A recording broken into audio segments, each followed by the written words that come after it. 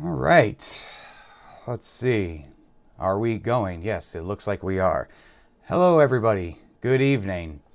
I apologize beforehand. My voice is a little on the weak side. Um, it's allergies, it's spring season, and pollen is kicking my ass. So I apologize beforehand if I sound like crap. Let's give it another minute or two to get everyone who actually wants to watch this notified to come into the stream, just so we don't start prematurely. And you can see people starting to come into the chat. Hope everyone's having a good night. Hope everyone's having a good week so far. It is a Tuesday, so we are just almost halfway into it. Hope the stream's coming in clear so everyone can see. Looks like we have a healthy stream going on right now on OBS, so should be good. Yeah, we'll give it another minute or two because I'm going to share a lot of information with you guys tonight. So I want everyone who is actually wanting to watch this to appear. Micah, how are you? I'm good. I actually just came from the movies. Went and saw the new David Leitch, I think his name is. Hold on. I went and saw The Fall Guy, and let's see, is that the director's name? Oh, David Leitch. Sorry. He directed Bullet Train, and that movie was magnificent. I loved Bullet Train. So The Fall Guy, it stars Ryan Gosling and Aaron Taylor Johnson.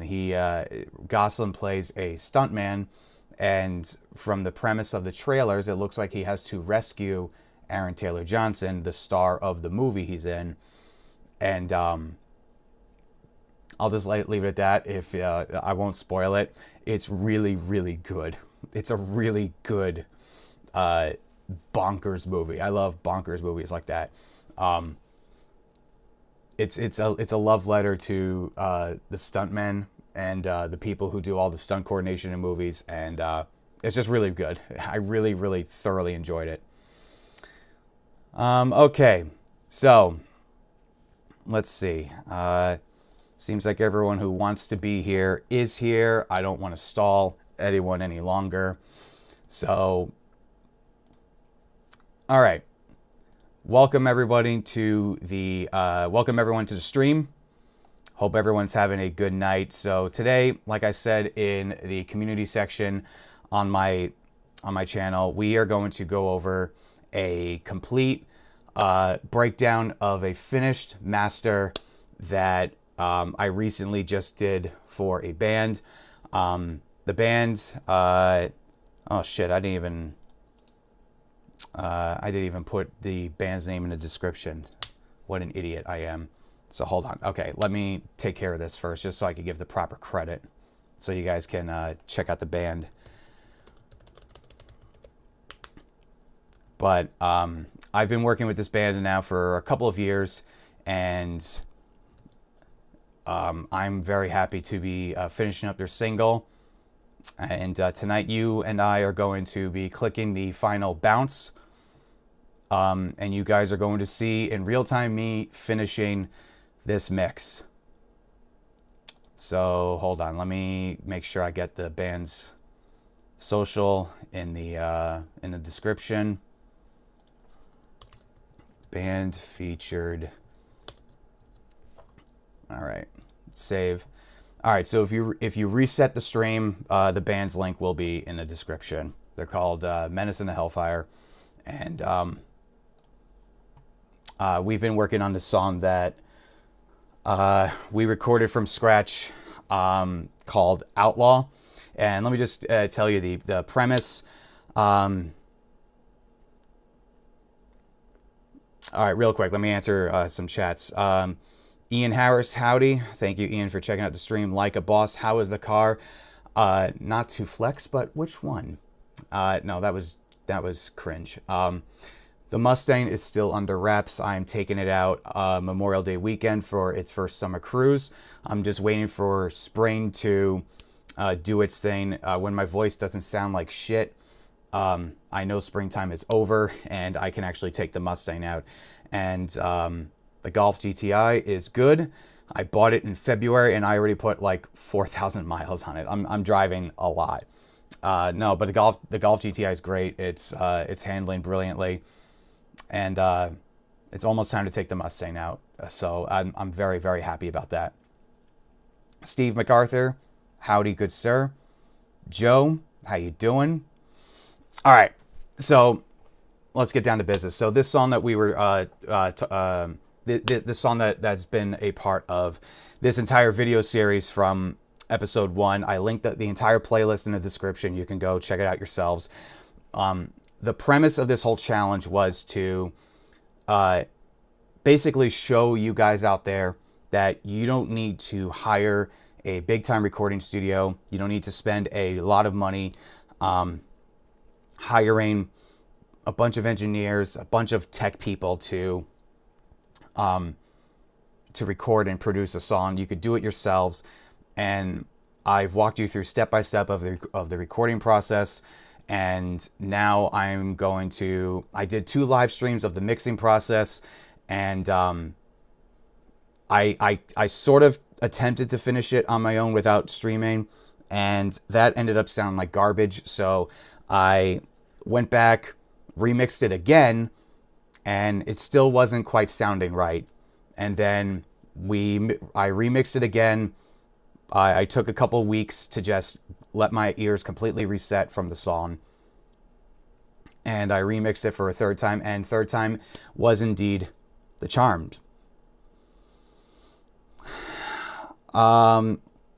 So the first process, and to challenge myself even more with this process, no drum samples under any circumstances were to be used. No fake amps were allowed to be used under any circumstances, although I did kind of sort of break that rule, and I'll explain that, what I did. And no auto-tune, no overdubs, no nothing. This is a no-nonsense, balls to the wall, hard rock song, and this was all recorded in the band's rehearsal space. And if you don't, if you can imagine the most dingy, like borderline trash looking rehearsal space, where you walk outside the building and there's roaches all over the place, that kind of space where I know most of you bands practice in. And phase 1 was recording from scratch. I have the 5 episodes in the playlist, like I said in the description. Phase 2 is the mixing process, which we will finish up tonight. And phase 3 is finishing, excuse me, phase 3 is filming a music video using nothing but my iPhone. This very iPhone. It's not even an iPhone 15. It's an iPhone 13 Plus. I apologize again. My throat's killing me. Okay. So the whole purpose of this whole series is to show you bands that you don't need to spend a lot of money. And going through trial after trial, studio after studio, you really don't need to spend a lot of money and time doing this all by yourself. You don't need to spend a lot of money hiring a bunch of people. So let's just get right into it. I'm going to try and see if I can get this screen up so I could bring you guys into Logic and see if I can actually start talking, because I've been on the air now for God knows how long, dilly-dallying. Enough people are watching. Let's just get right into it. So let's see. Yep, here we go. Okay, so we are in Logic Pro, and This is the entire song. We have, let me just break down what instrumentation we have. We got some drums right here. We have kick, snare top, snare bottom, rack tom, floor tom, 2 overheads, and a room. Very simple setup. As you can see, we have a couple of buses going on here. I'll get into all of that. We have 1 bass DI track that I duplicated, and I'll explain everything.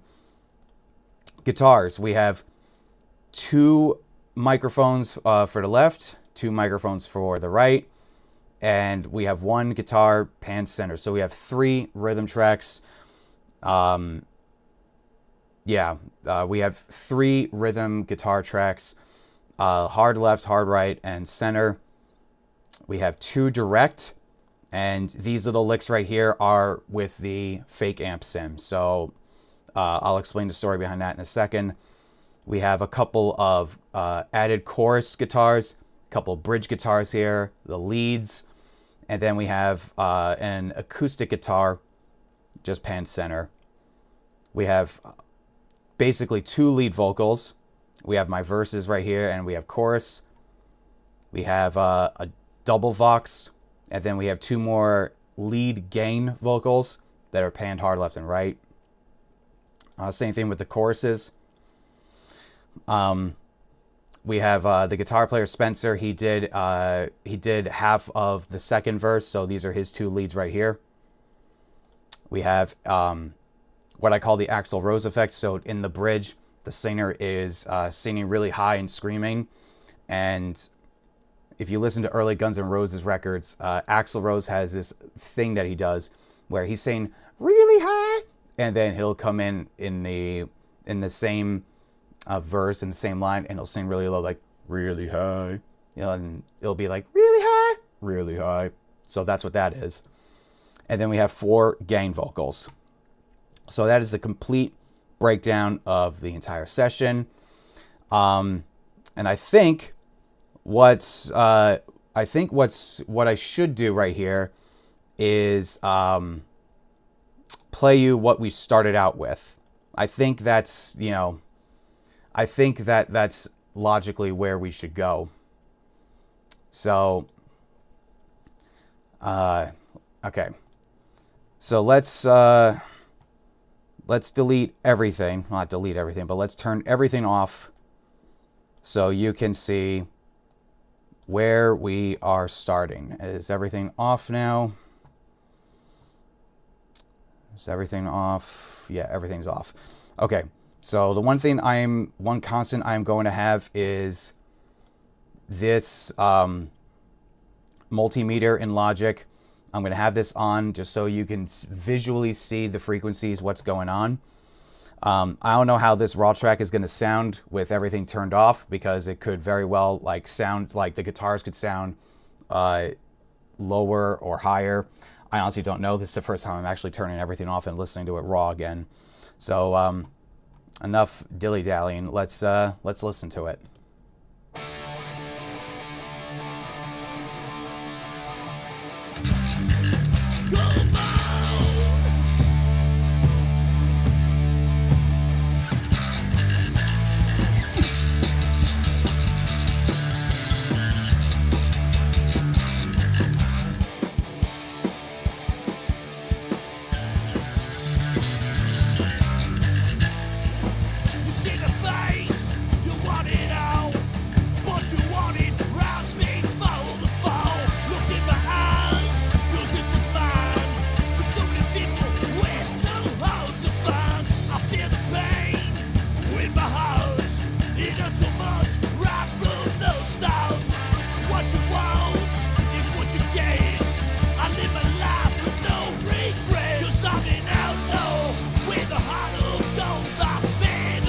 Never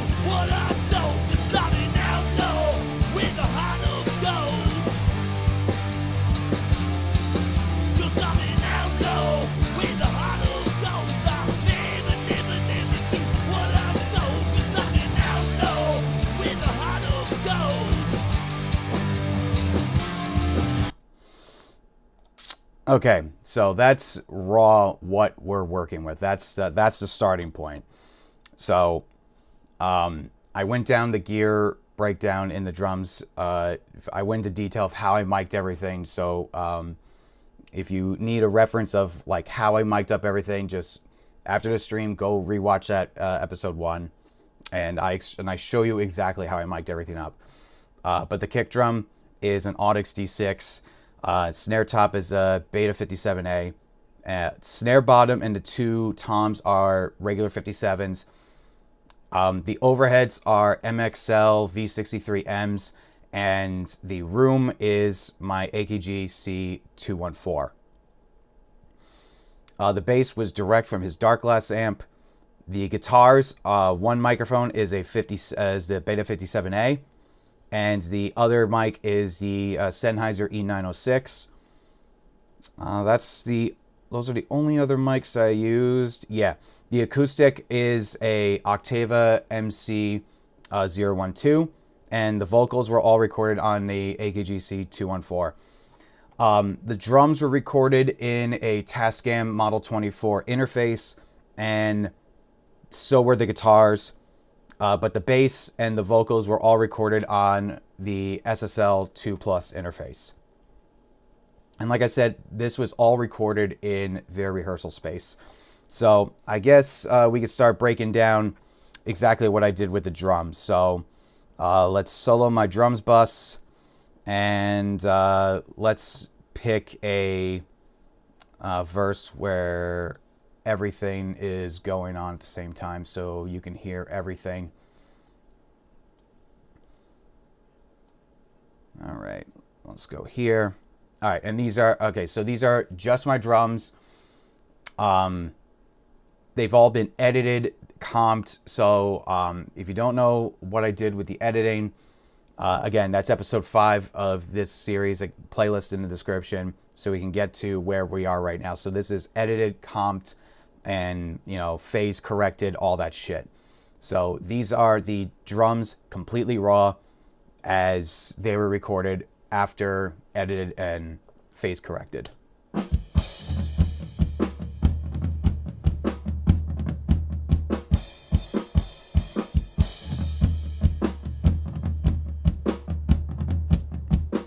All right, so it's a good starting point.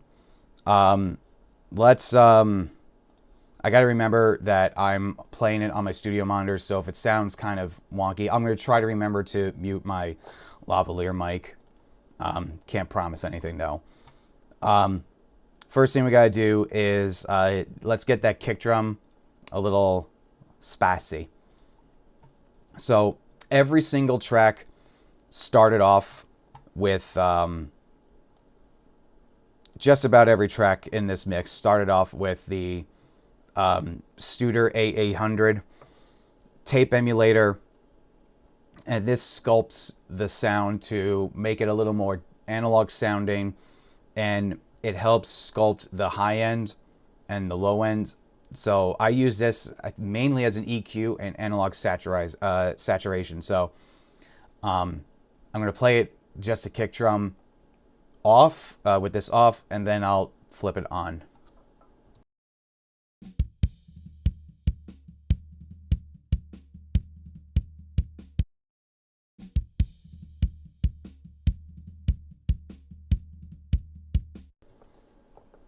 So you should hear, if you're listening on good headphones, you should hear just a little bit of a little more, you know, saturation, a little more, you know, oomph with the analog.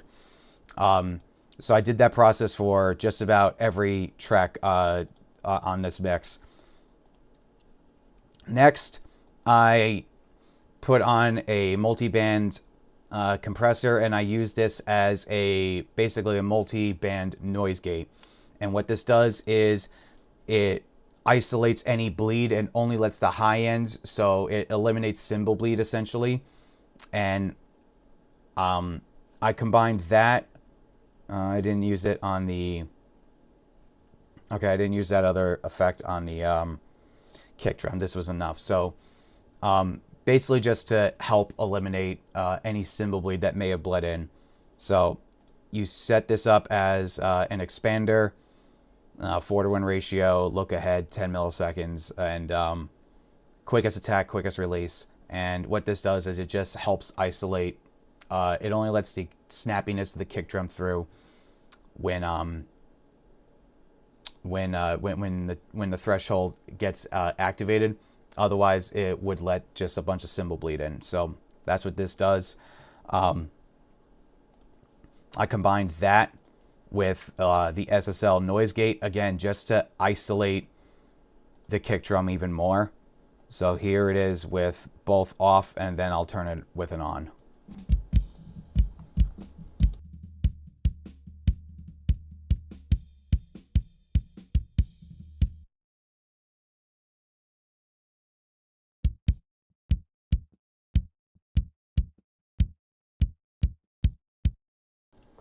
Yeah, it almost sounds like I'm using a sample, right?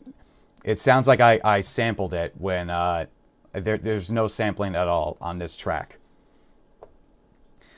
Next, I used the SSL 4KE. I high passed it around 47, 48 just to eliminate all of the, the real sub lows that I don't want in the kick drum. I reserve that for bass. And we got a party going on here. We have 6 dB boost at 5.5K, just add a little more clickiness and punch. Took out 3 dB with a tight Q around 1.7.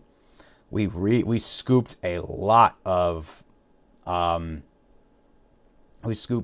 200 because I want that space to be reserved just for the snare drum. And then we boosted a little bit of 3 dB at 60 just to have like the gut punch of the kick come through a little bit more. So here is that off, and then I will turn it on.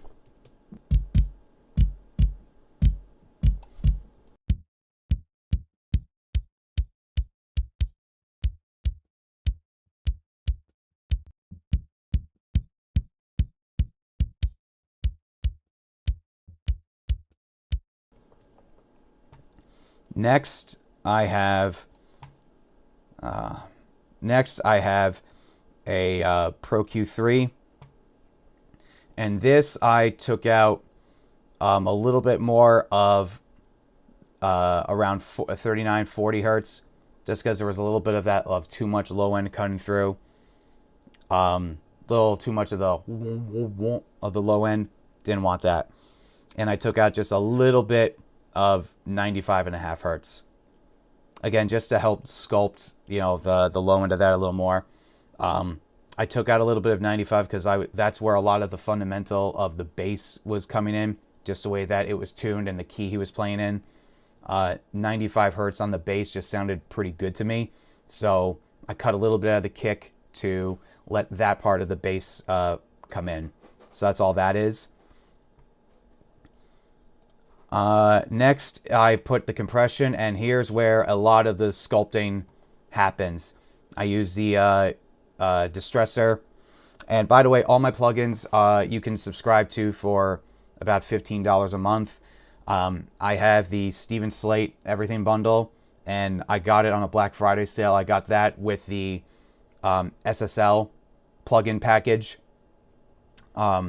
If you get both separately, they're both like I think $15 a piece. But Black Friday last year, I was a Slate Everything bundle subscriber for a couple of years, and then they just said one Black Friday, hey, re-up your subscription and you'll get all the SSL stuff. So I'm like, okay. And then I got the UAD plugin package for one plugin, which I'll show you in a little bit. But I got it mainly just for that one plugin, but ever since I've gotten it, I've been almost, I think, most of my main tone sculpting comes from the UAD plugins. Hold on.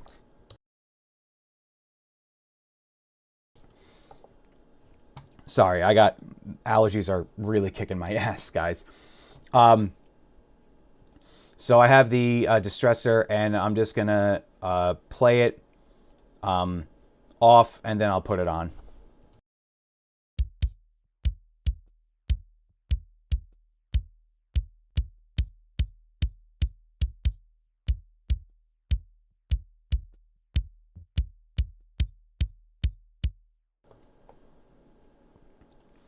Right, and then I finished off my kick drum processing with a little bit of drum leveler.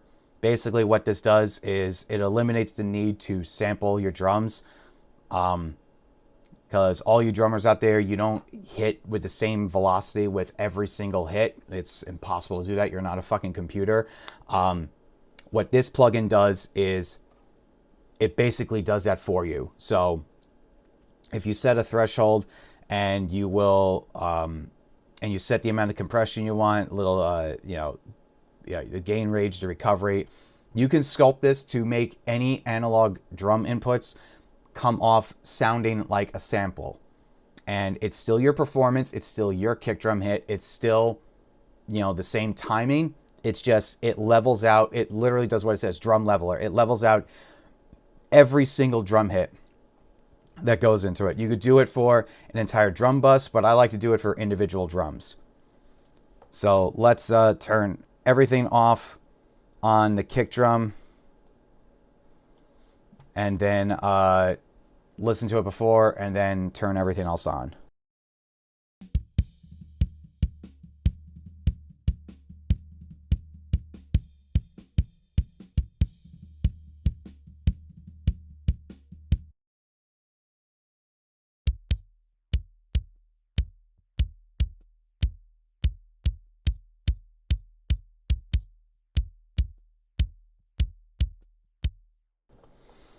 And of course, you want to listen to all these changes in context with everything, but this mix is done, so you'll hear everything in context in a little bit. But let's go to my snare drum. So we got, this is going to probably be my most aggressive drum in the whole mix. Let me just, I keep looking at OBS because I want to make sure that my lavalier is working. I have a key command to mute it, so just making sure that it's connected. So the snare top, let's listen to that drum. Let's listen to the snare top just as is.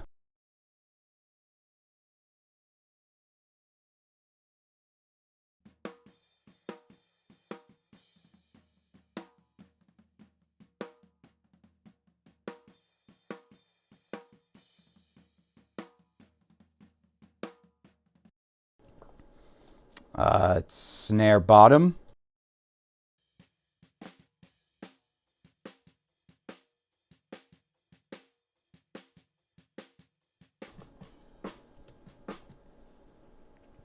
And combined with both.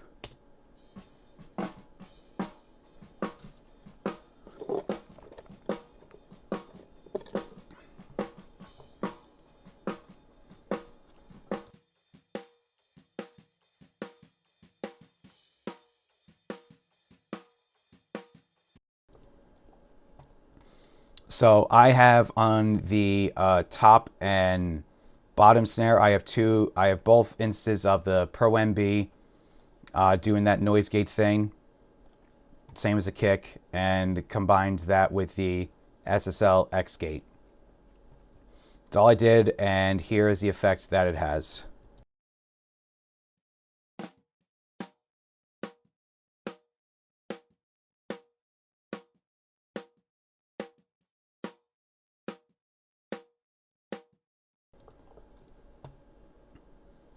So let's go to the snare processing, and there's a lot going on with this snare drum. So first thing I did is again have the Studer A800. Just do a quick, just gonna do a quick check of what that sounds like.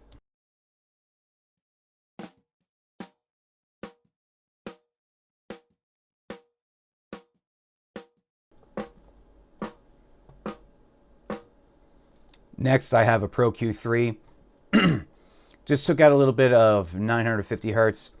And for snare drums, this is one frequency that a lot of people sleep on.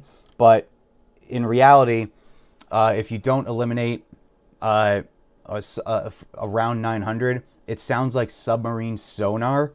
So here's just what that frequency sounds like.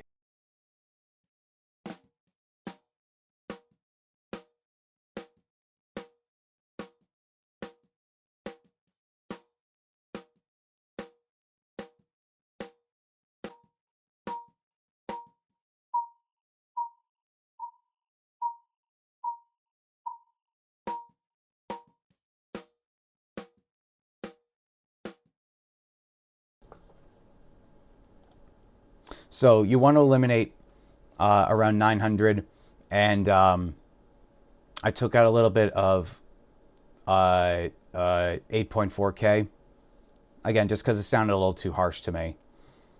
Then here's where we got a party going on here. So the 4K SSL, I high passed at around 114, and I have plus 11 dB shelf from 5.1K all the way up, plus 11 dB. I wanted this snare to just cut through everything. I mean, everything. If you watch any of Chris Lord Alge's videos, I mean, he has no problem cranking his EQ. And what he says all the time is, no one's going to get hurt. If it sounds good, just go with it. I took out a little bit of 800 hertz, -3. Took out around -3 of 500 hertz. And then I boosted 260 up, 260 down, plus 7.5 dB. And, well, I'll just let you guys... I got to stop prematurely muting my mic in the middle of my sentence. So I will let you guys just listen to this for yourselves.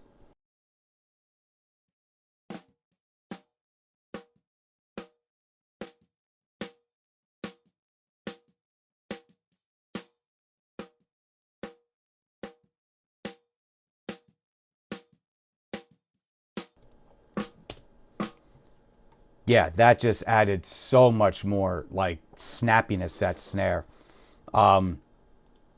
Next on the snare processing, I have one of the only two instances of using Slate plugins.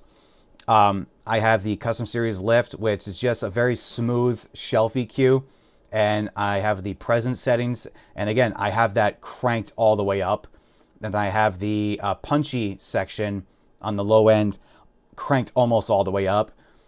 And then here's one of my secrets of getting a fat, like Canon sounding snare drum. Use the FG Bomber. Set your intensity to 50%. Set it on the fat setting. And then turn the drive up until it hits the middle on the bomb. Canon snare. So I'm just going to play this as is.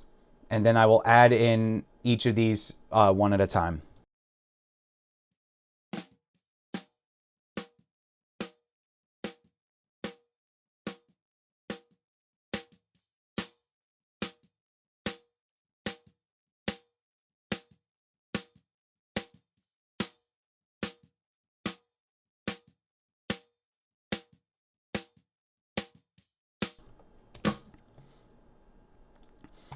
Next, I have, in my opinion, the best compressor for a snare drum. If you're mixing in the box, get yourself a model of the API 2500 and let your snare drum just enjoy all of the API.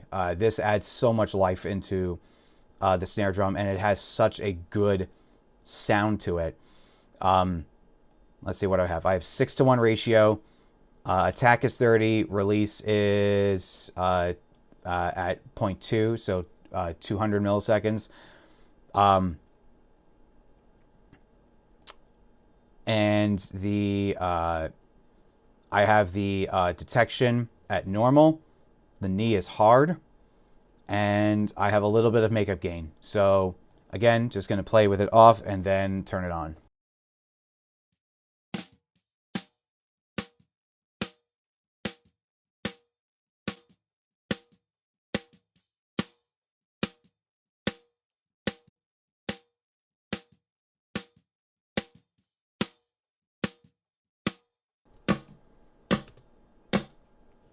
Yeah, you hear just how much life now comes into that snare drum, especially in the bottom end. It comes immediately right in.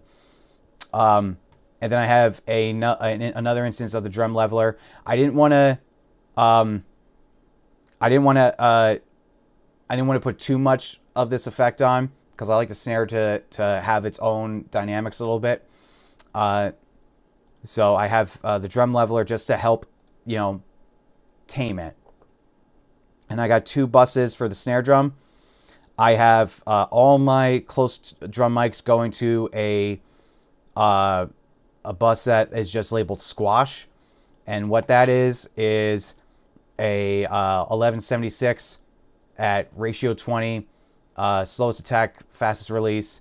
And this is just squashing it to give it more of a 70s John Bonham sound. And the other instance is the snare reverb.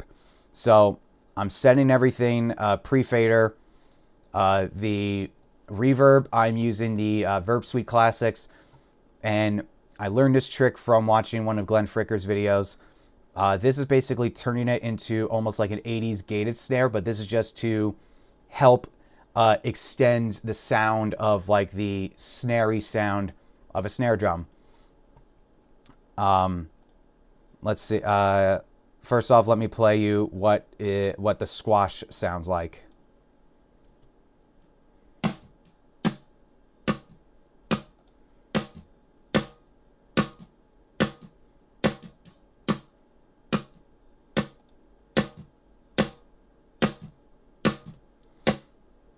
And now let me play you. What the reverb sounds like.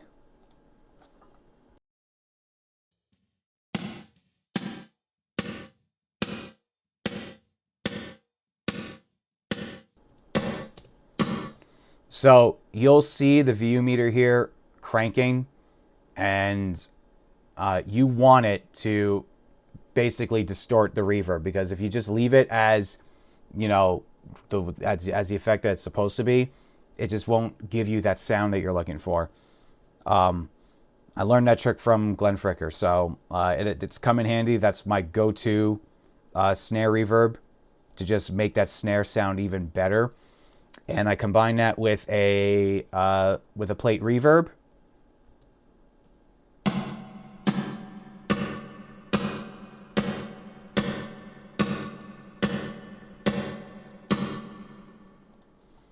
And then I took out a little bit of 200 hertz in the reverb because there was just too much buildup of 200 hertz right there. And I don't want that to muddy up the mix. So in the reverb, I take out the what I call the fundamental frequencies. And 200 hertz is, let me make sure my mic is on. Okay. 200 hertz is where like the foundation, the fatness of the snare is. So with the reverb on, as well as the close mic track, it'll just like clog it up too much. So take it out on the reverb, and here's what that sounds like.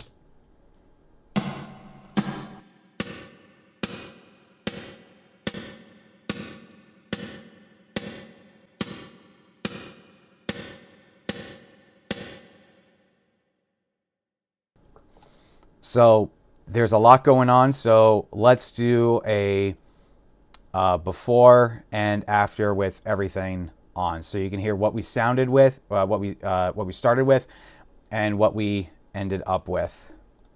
Here is before.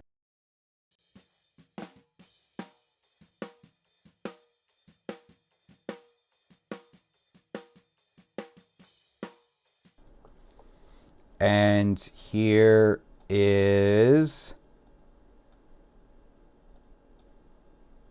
after.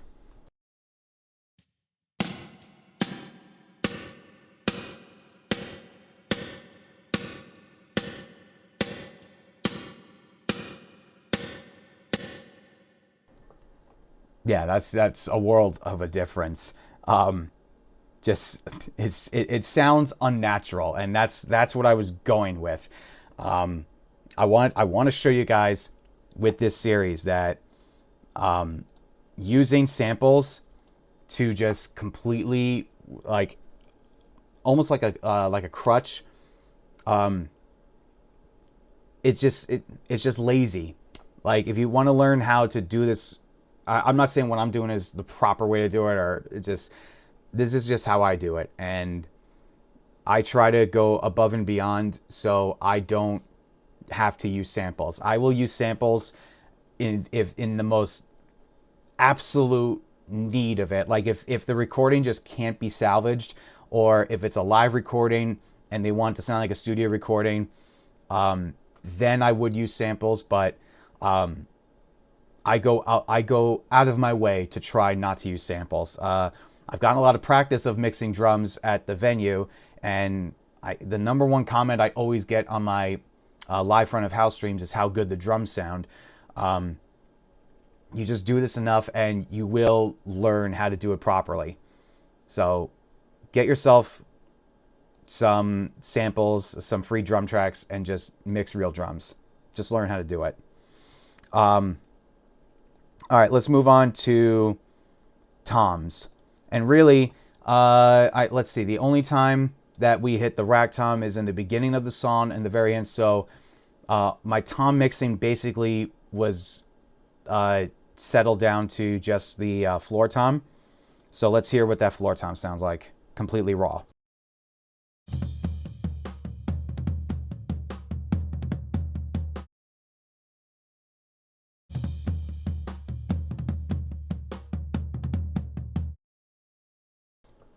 All right, so obviously I have a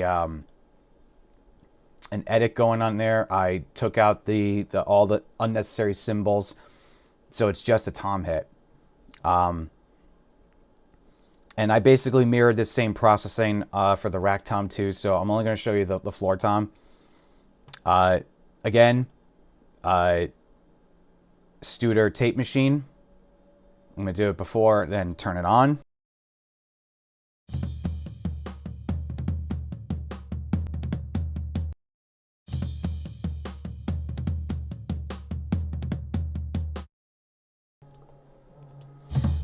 First off, you hear just how much more life there is in that.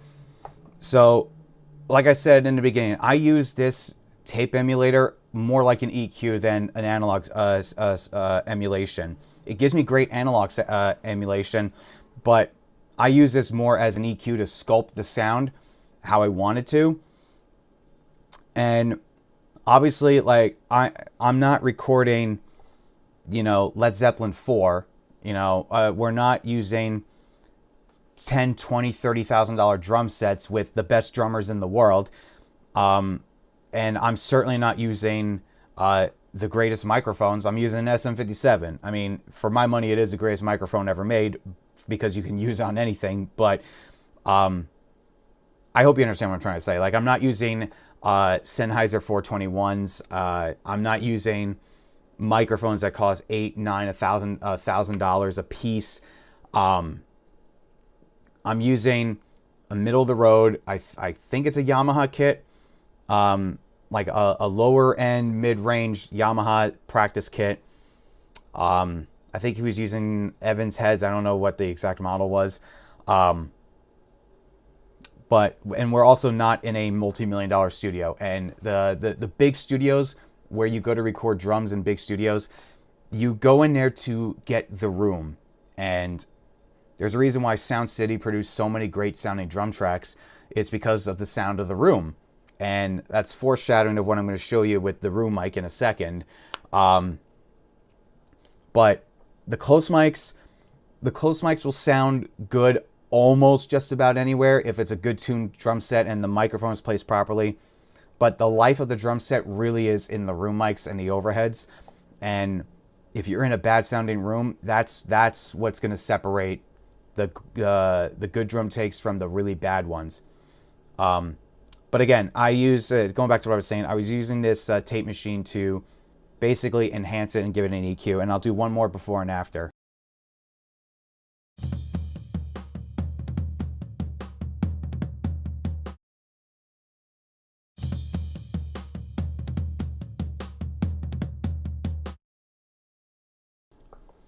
Like that almost sounds great. Like that almost sounds completely done as it is. But the next effect I have is Black Salt Audio. It's their silencer plugin, and this is pretty terrifying of how good this is of just taking out more cymbal bleed, because as you can hear, you still hear a little bit of the crash bleeding in, and with everything compressed, it would sound like it would just come in. So I need this to take care of any other cymbal bleed, just so my drum tracks don't have sudden sharp cymbal cut-ins. And this doesn't eliminate it entirely, but it eliminates enough of it to where it's almost undetectable.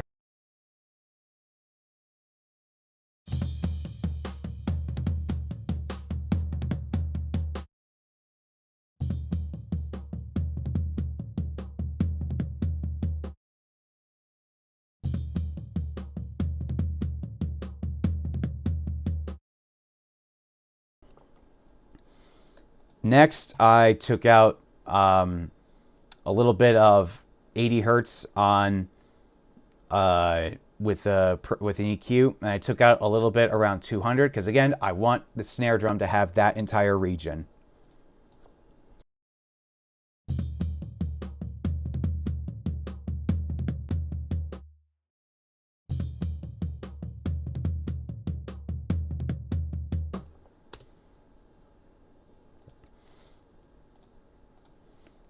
Next, I have the 4K SSL, high passing around 60. I'm boosting 10 dB at 8,000. I'm taking out 2.5 around 2.5.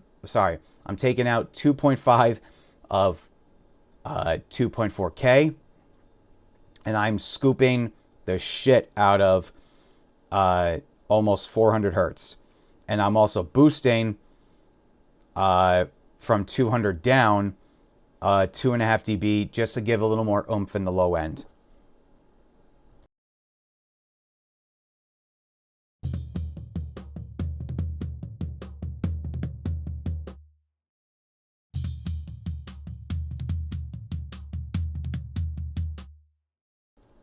Yeah, I want that scooped as hell, like cannon sounding toms.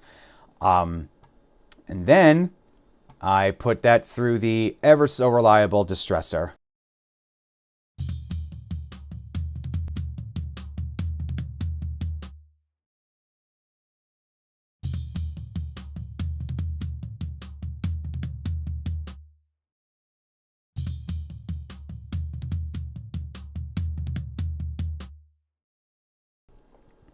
And then finally, I put this through a tom reverb, which is right over here. I used the Verb Suite Classics, and I gave it a little more plate reverb. So here's what that sounds like.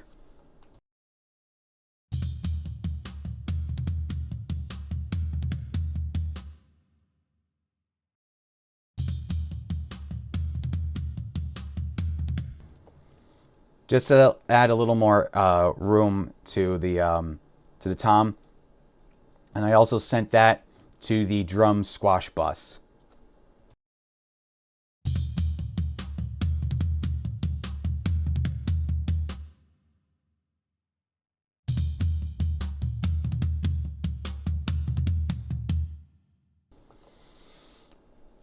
So I did the same process to the rack tom as well. So let's listen to the before and after of the toms.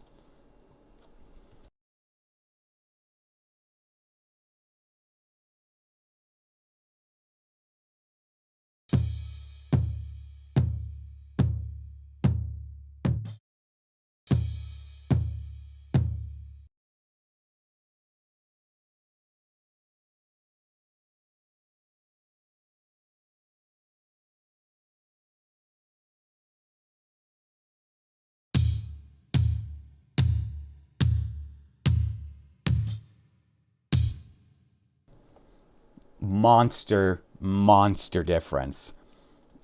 There's just so much like boominess and attack with that. And if you're listening on like really good headphones or monitors right now, you should just like feel all that low end just come at you. So let's go over the overheads. Let's go back to the verse, just so you can hear everything. Overheads are arguably the most important track of all drums, because the overheads are capturing the entirety of the kit. If you were to have only 3 microphones when recording drums, kick and 2 very well placed overheads, and you can cover just about everything. So these are my overheads, completely raw.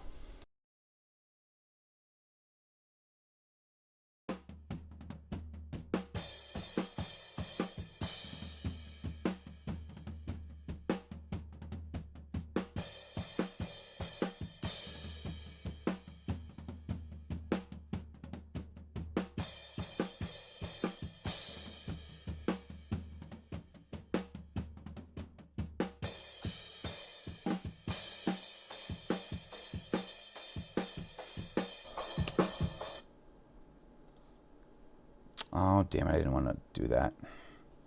Okay. So, obviously, we got a little bit to work with here. Again, Studer 8800. Let's just hear what that sounds like.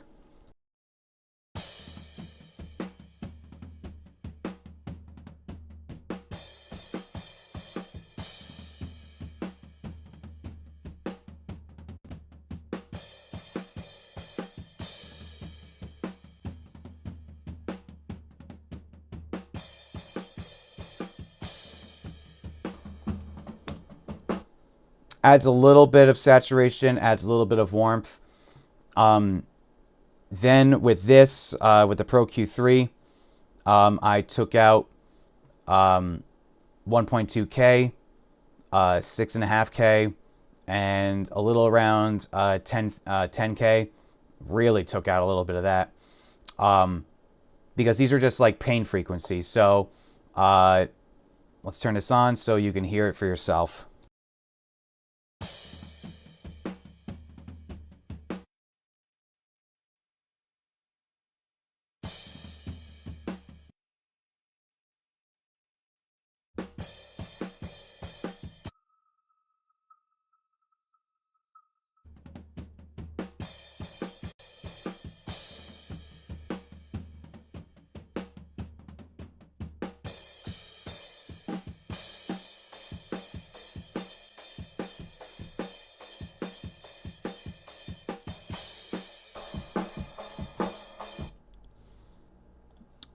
Pro Q3 did its job, so now we're going to go to the 4K.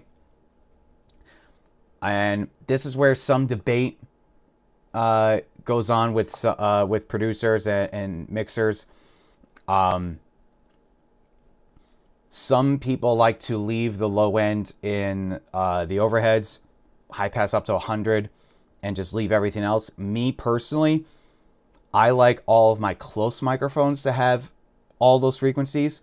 So for overheads, I use my overheads mainly as cymbal mics and to capture a little bit of the room. So I high pass up to 350. I crank the high pass filter all the way up as much as I can. So I hear all the low end gone from that, because to me that will just muddy it up. And on hard rock and metal, you don't want those frequencies in the overheads. Maybe if this was a jazz composition, I probably wouldn't do a lot of EQ in general. But for these overheads for rock and metal, I high passed the shit out of them, and I took out 2.5 dB of 600, and that was it. Before and after.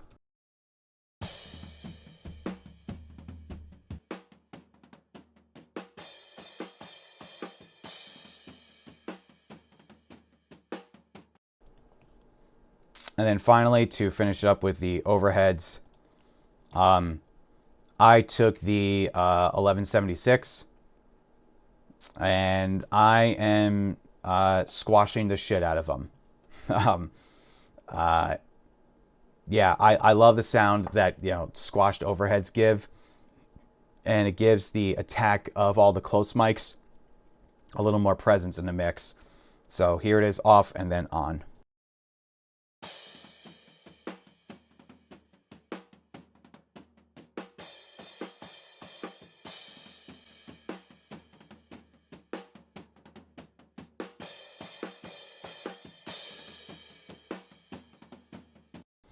I'm sorry, I should clarify. I only squash the shit out of them when the snare drum is detected. I want my snare drum mics to have all of the volume and attack from the snare drum. I don't want it from the overheads. Plus, it just sounds cooler if I do it like that. But now, let's get to the up, down, down, left, right, AAB code. I think that was the right code. Ashamed to nerds everywhere if I got that code wrong, but this is this effect right here that I'm about to show you is essentially turning on God mode in Doom, and then just going and obliterating everything in sight. This is the mixing equivalent of it, and I will say this to the day that I no longer do this. This plugin, the UAD Sound City Studio, is the most significant room reverb plugin in my generation. I'll say it. I will die on this hill. This plugin. Hold on. Let me just talk to you guys here, just so I can emphasize this enough. This plugin single-handedly transformed this entire mix. This plugin, I started fucking with this on my old drum tracks, where I was recording in basements, in restaurants, in bars, and anywhere where we could just record drum sets and not piss off the entire neighborhood. This plugin on all of my overheads and whatever room mics I had at the time. It didn't matter what mic I used. I used SM57s. I used cheap Amazon knockoff microphones. I used anything I could for overheads and room. This plugin on those channels single-handedly transformed my old shitty drum tracks into drum tracks that you honestly, you almost can't tell that they were recorded in basements. That's how fucking good this plugin is. I'm not sponsored by UAD. UAD's not paying me to say this. I saw a couple of demos of people using this, and the person that really sold me on this and getting this is I don't know his real name just slipped my mind, but Mixbus TV. I learned a lot from watching his videos, and when I saw him demo this plugin and seeing his reaction, because that dude has literally every single plugin that's ever been created, as well as every steroid that's ever been invented. I'm kidding. But he's seen every plugin that you can possibly imagine. And for him to say that he can't tell the difference, that sold me on getting this. And when I got it and I started messing with this, let me bring it back here. When I started using this, I'm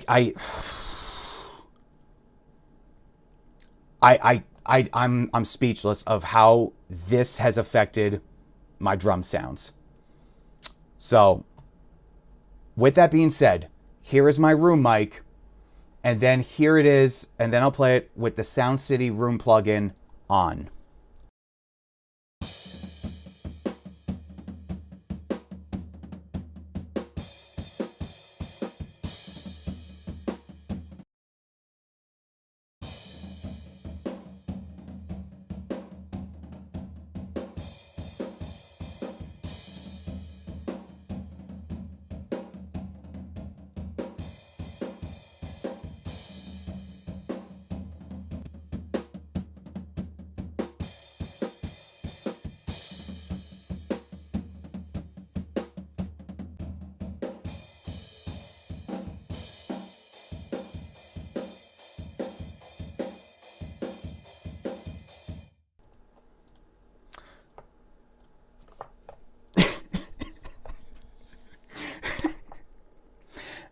That's one microphone. That is one microphone about 6 feet away from the drums in a very dead room, in a room 10 feet by 10 feet. And that one plugin made it sound like it was recorded in a studio, in a real, true pro studio. Wow. You would just listen to it like soloed right now. Just holy shit.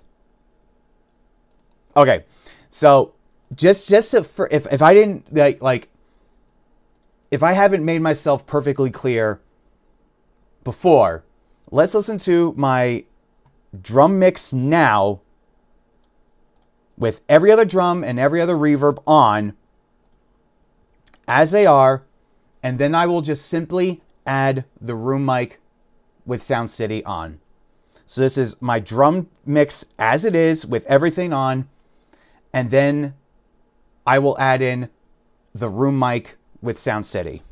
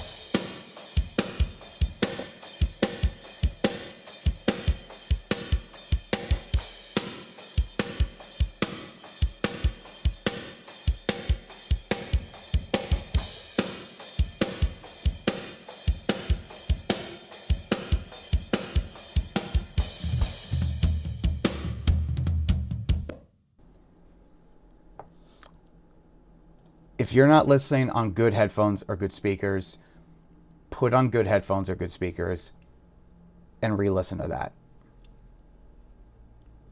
I'm telling you, this is the most significant plugin of my generation of mixers. This plugin will single-handedly enable anybody to be able to record drums in just about any room and turn them into really wonderful pieces of music. So let's take a dive into what this plugin does. You can select drums live, which is it emulates the whole room. You could do tight, which makes them go into corners. You can do tight is they put more gobos around the drum set to deaden up the sound a little bit. Acoustic, same thing. Guitar, vocals, ensemble. So you could use this for a lot of instances here. And you can use Sound City to remic it. So they have microphone emulations of all these microphones here. But what I like to do, I think it sounds better, is use the plugin as a reverb. So it just takes the sound of the room and puts it in your room mic. And then if you go over to the mixer, you can adjust the distance of all these microphones. You can change the volume of the microphones. And then this is the icing on the cake. They have an equalizer, and you can emulate the dynamics of the console in Sound City. You can emulate that 1176 that was in Sound City, and you can emulate the compression on that. And then on top of all that, you can edit in the chamber at Sound City. They took all of the vintage reverb rooms at Sound City. They captured the essence of those sounds. And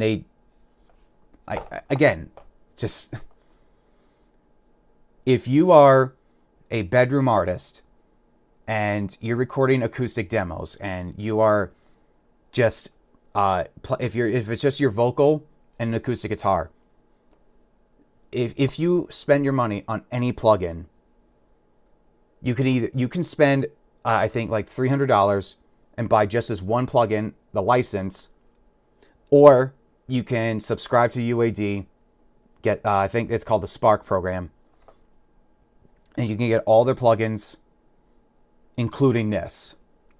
It's the best $15 a month you will ever spend, just for this one plugin. So let's move on, because I sound like Jeremy Clarkson right now talking about the Bugatti Veyron.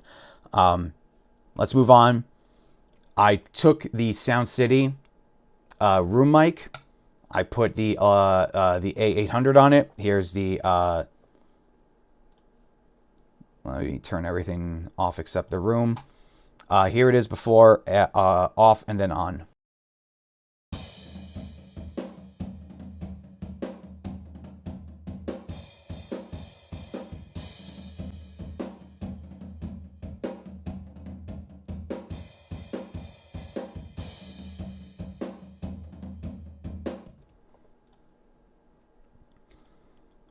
Next, I have Pro Q3. Again, same thing as the overheads. I took out a little bit, just under 20K, 9K, 5.5K, and 193.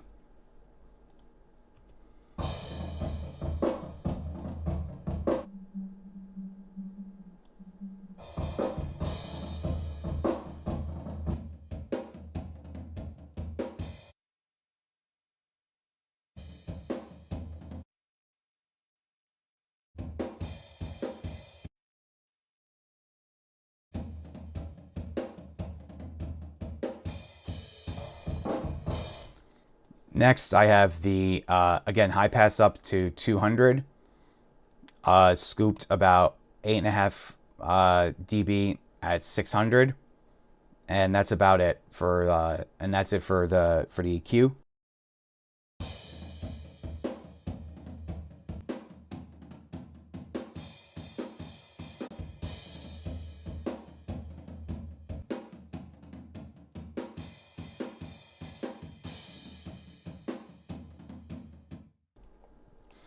That was sounding a little too boomy for me. I wanted, for this song, I think a more drier sound was needed. But I still needed the room sound. I didn't need all of it. Next, I had the 1176, and I think this one I am squashing the shit out of it.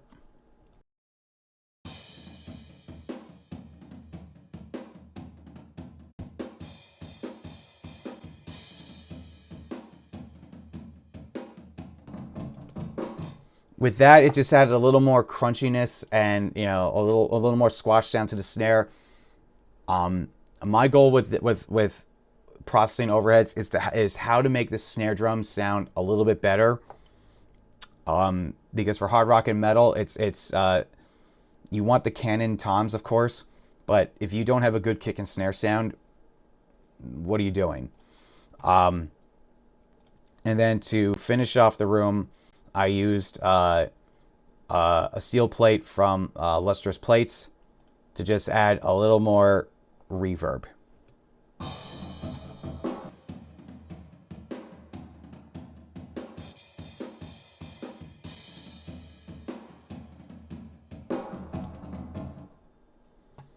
So that is it for the drums. I also have one last instance of the 1176 on the drum bus just to glue everything together.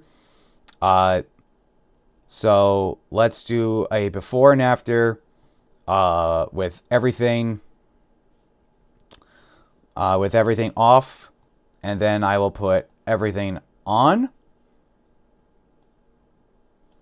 And then I think I will use that time to go to the bathroom and take a little break here. So here is everything. Here are the drums completely raw as they were recorded.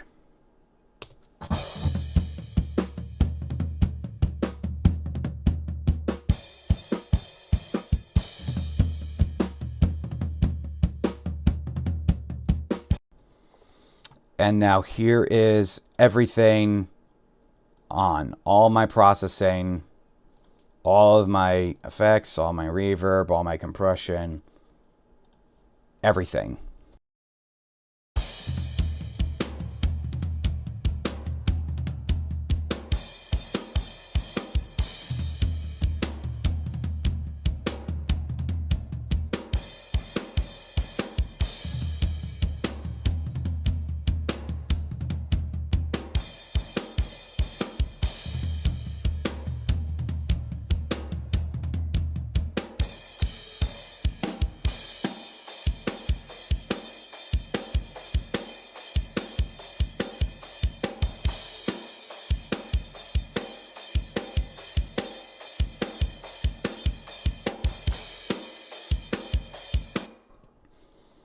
So guys, that is my drum processing for all of this.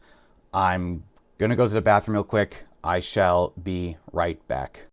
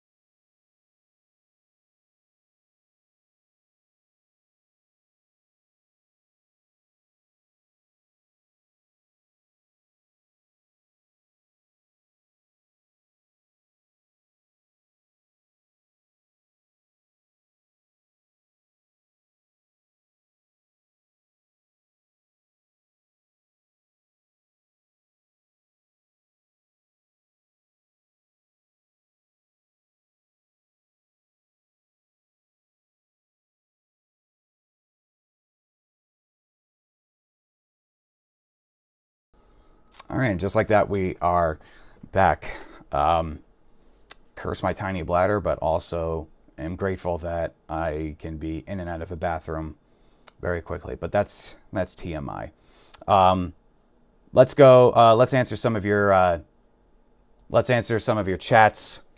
Let's catch up because I was just given a fucking PowerPoint presentation with this. Joe asks, I was wondering how you get connections. I'm currently at uni and want to get into music tech industry. Any tips? Leave your ego at the door. It's the simplest piece of advice I can give you. Don't get a fucking ego. Offer to realize that your first mixes are going to suck a bag of ass. And there's just nothing you can do about it. Your mixes are going to suck. You're going to feel down on yourself. And you're going to have a complete sense of hopelessness. Don't give up. Keep pushing through. And eventually you will get good at it. You are going to learn far more in the field and learn by doing than you ever will at school. And use school to connect with network partners. I met a lot of great people I've worked with and collaborated with on various projects through the years at school. But I'd be lying if I said I learned anything at school that I didn't already know as far as the basics go. School gives you a very unrealistic expectation of what you're going to be working with. So, Tim, I like pizza. I like chicks. Sometimes I like pineapple on my pizza. Sometimes I like smaller boobs on the chicks. It's a day-by-day proposition, really. If you like pineapple on pizza, you are a heathen, and you should be, to quote the Daleks, exterminated. Pineapple doesn't belong on pizza, and you're a disgusting human being if you like pineapple on pizza. For the money, they're an amazing bang for your buck. Value is off the charts. I'm sure you're talking about one of the microphones, probably SM57. Have you tried the Eddie Kramer tape, Steve? Nope, I have not. Do you use any Wave plugins? Steve again. No, I used to use Waves plugins. The last time I used Waves plugins was on my my very first Mac that I've got.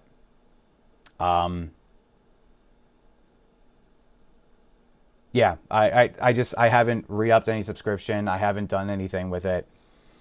And Chris, again, the Sound City. Wow, what a difference from dry to having that plugin on. Yeah, I told you. I told you guys. Lamar, this is a Ricky question, but what types of effects would you use on a bus versus individual tracks? So that's a very good question. It depends on how you want to mix. Some people like to do top-down mixing. I don't mind doing that. But if I recorded all the multi-tracks myself, I like to nitpick my own multi-tracks. But whatever, you can use any effect on any channel, whether it's an individual channel or a bus. You can use anything you want. There are no rules to this. For a bus, EQ and compression can work on everything. It literally, yeah.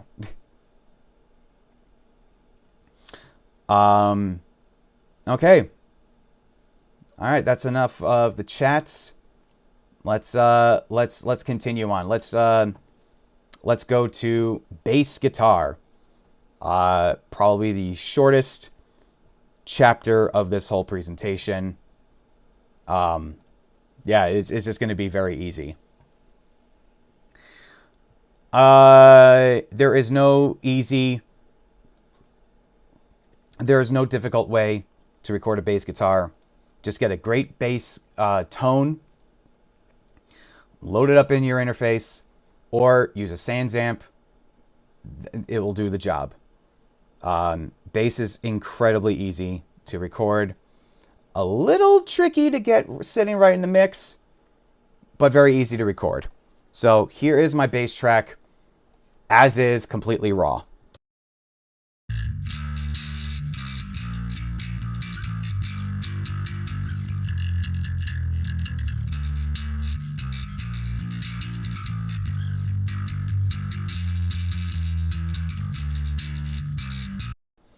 See, at the time of tracking this, I thought I wanted all the mids scooped, so we scooped out all the mids, but turns out we needed a little bit of the mids, so I'll show you that in a second. Here is, again, A800 tape.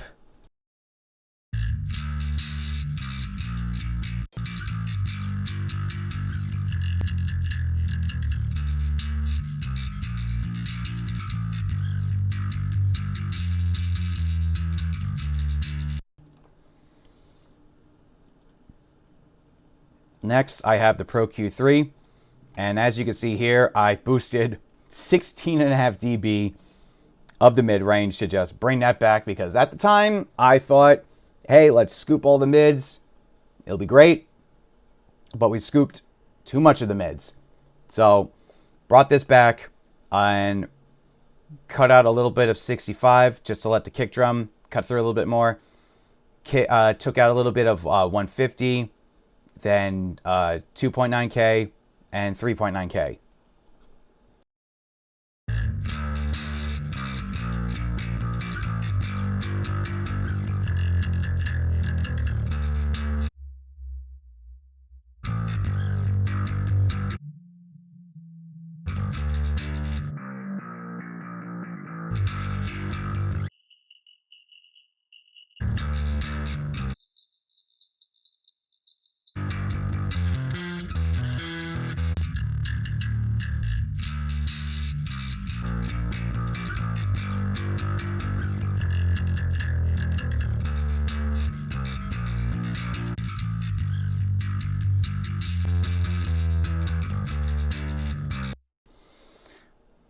There's a little more fullness when I did that huge boost.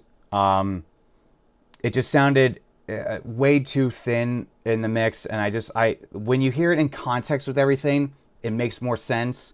But hearing it solo, obviously you're probably thinking this guy's fucking nuts. But in the whole context of things, always listen in context of the mix.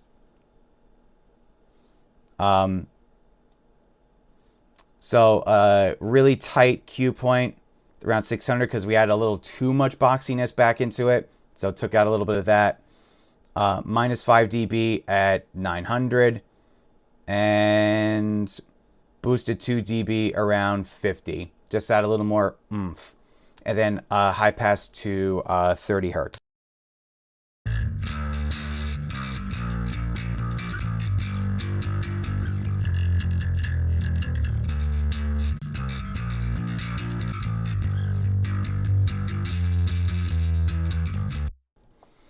So next is compression, and again, I get a lot of debates from people about whether you compress a bass guitar or not. For hard rock and metal, yes you do. If you're recording jazz, probably not. So I have two instances of the distressor here. The first one on the left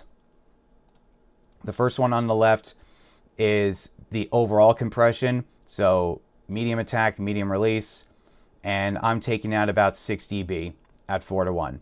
The second one is pretty fast attack, pretty fast release, and that's just to get the clips of anything that's like spiking, because I want the bass to be one even volume consistently throughout the whole song.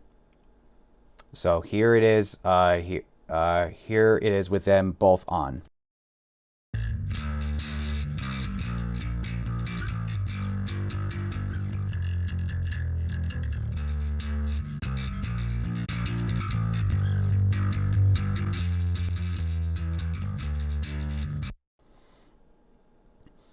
Next, and finally, we have one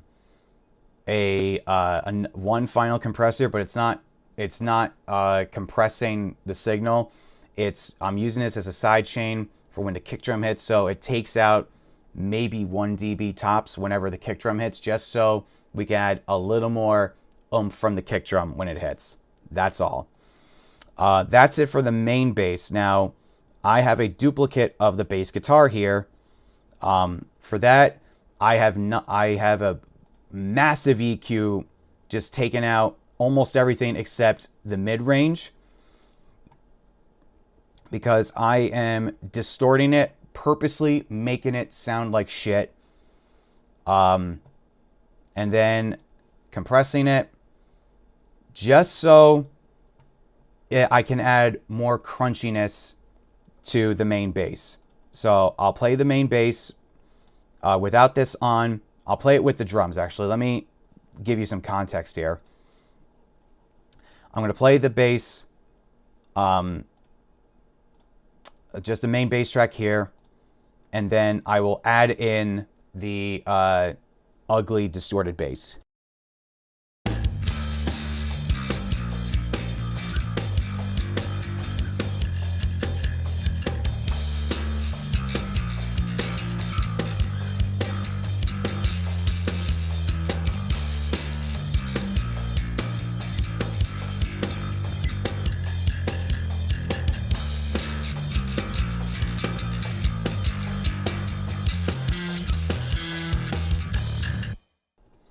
So you heard it, right? At least I hope you did.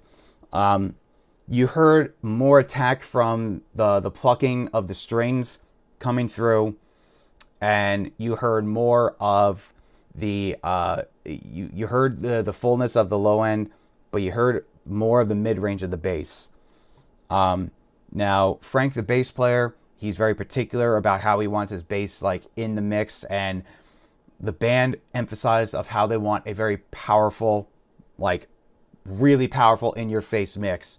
And some people may think that the fullness and the power of the mix comes from guitars and vocals, but it all comes from the bass.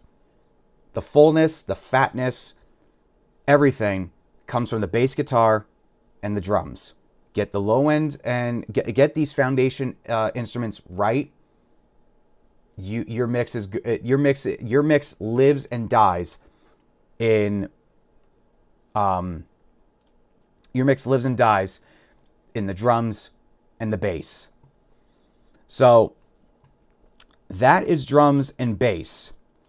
Let's move on to the next big chapter here, and that is guitars. So we have 3 rhythm tracks. So we have 1 panned left, 1 panned right, and 1 panned in the center.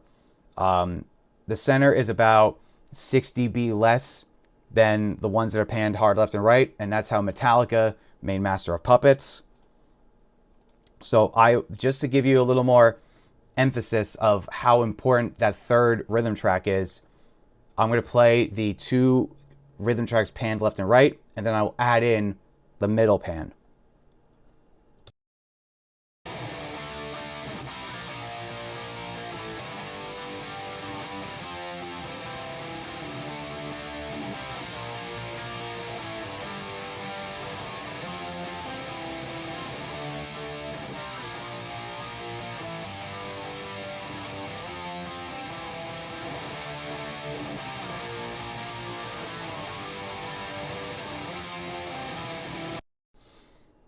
Also, that's completely raw as they were recorded. So the best ways to EQ your guitars when tracking and mixing is to use 2 different microphones on 2 different speakers of the cab. 1 mic to capture more mid-range and the low end. 1 to capture the sharpness and the attack on the high end. So the 57A was used to get the mid-range. The E906 was to capture the brightness. And in Logic, I just separate, I EQ by moving the faders. So for the rhythm tracks, I like the 57 a little more louder than the E906. But as you see on the leads, I have the E906 way more up than the 57 because I want the leads to cut through and be the focal point of the guitar sound. So again, these tracks right here are live recorded on a PV Invective 4x12 cabinet. One speaker was a Celestion V30, and the other one was a Celestion Creamback. Again, if you want to see how I recorded the guitars and the whole process of recording these guitars, the video playlist is in the description. Go watch it. So let's start with the rhythm section, because this is really the most important. It's the guitars for hard rock and metal are the vocals of the instruments. I don't know if that makes sense or not, but it's so important to get the guitars sounding right and working with the mix that really thin, really dull sounding guitars can make or break a mix. And it's really important to just get that sound the way you want it. And since we challenged ourselves to get it as is on the night, you don't see a DI track recorded for these rhythm tracks. So there was no way of getting the DI to reamp. We wanted to see if we can get it done in one night and really just challenge ourselves to get that.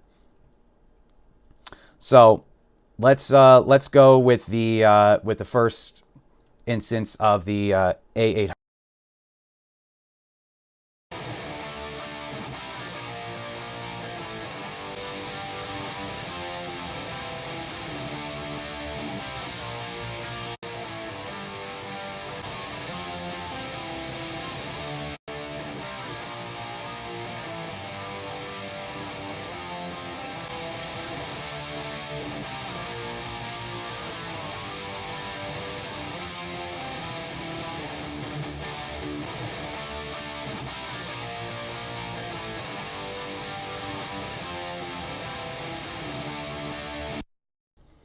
Next, I have the Pro Q3, and this is where a lot of my aggressive EQ cuts are.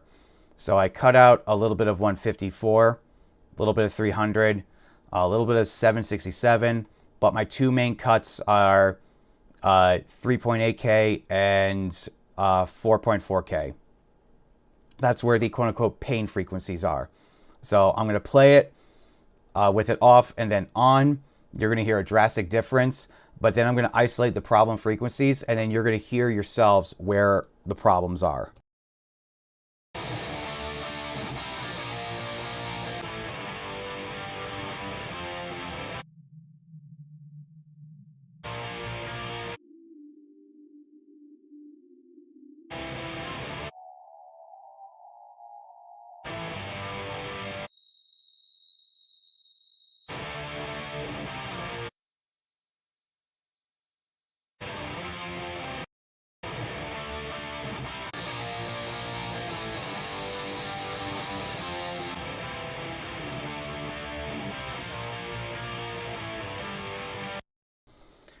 So next on my chain, I have the SSL guitar strip.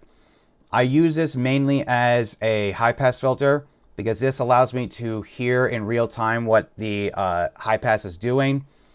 And I also have an additional cut of 2.5 dB at 700. I just like the way that this EQ sounds, and it just sounded nice to me. And then I have a low pass at 10K. So here's with it off and then on.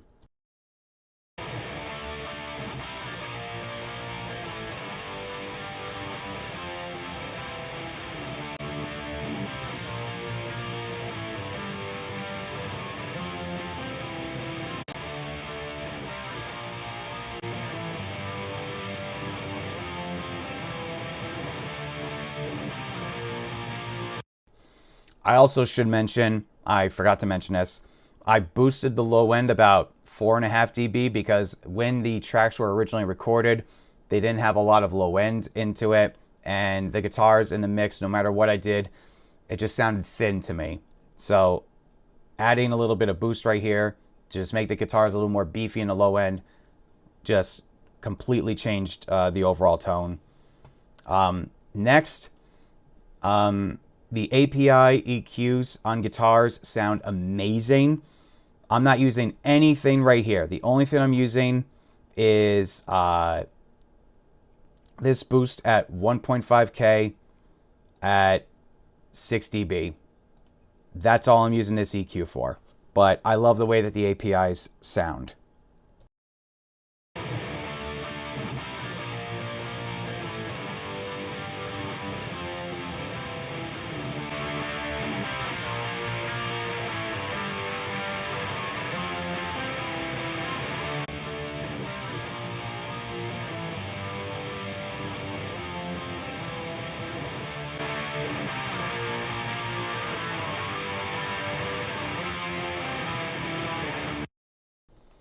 So the next effect in my chain is just a multiband compressor.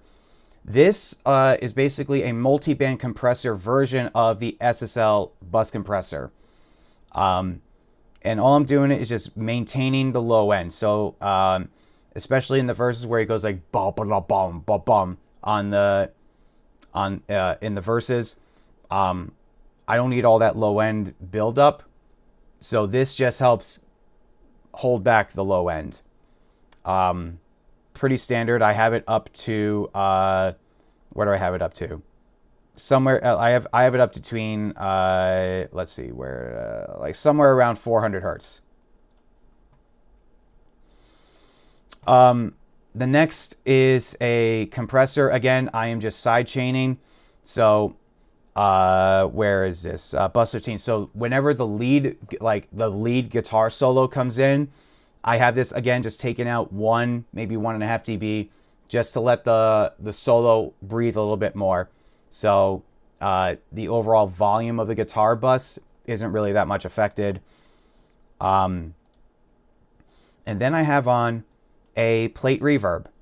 I have just a tiny little bit of plate reverb just to add a little more wetness to the guitar track. So again, I'm going to turn this off and then turn it on.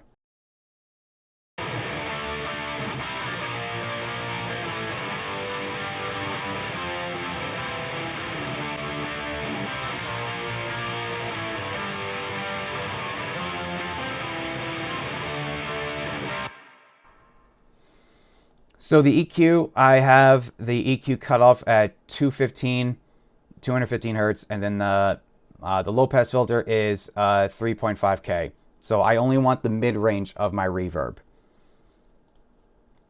So in context, here is the drums, the bass, and the rhythm guitar raw. And then I will add in the rhythm, all the processing on the rhythm.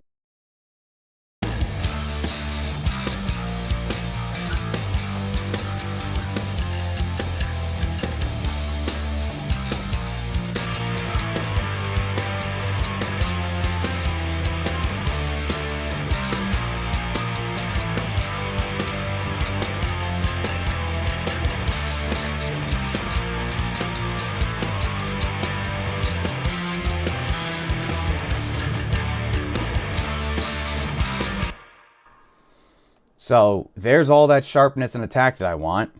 And I love the way that this came out. The only other guitar that I'm going to show you besides the solo is the direct.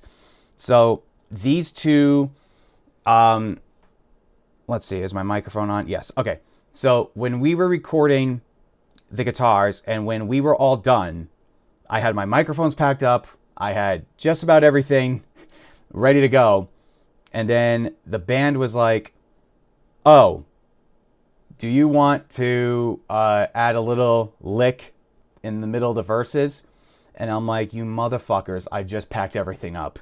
So rather than set up my microphones again and try to match the exact way that everything was mic'd up, go through the whole process of mic placement and just testing it to make sure to just recapture the sound the exact way that everything else was, we went direct, and I used a amp sim of a Soldano SLO 100, and I printed that amp and its settings to this audio track here, and that's what this is.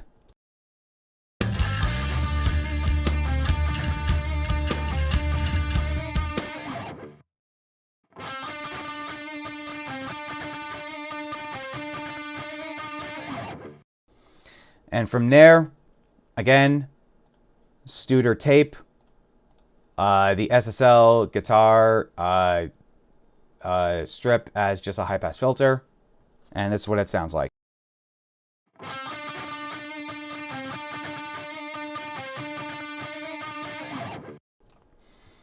So that is my main guitar sound. Now, in the verses here, I have a couple more what I call the chorus guitars, and the processing on this is basically like almost exactly the same as the rhythm. The only thing I don't have on these is the sidechain compression and the reverb. So the tape, the EQ, the SSL guitar strip, the everything is just everything's exactly the same on that. And that's what these parts sound like.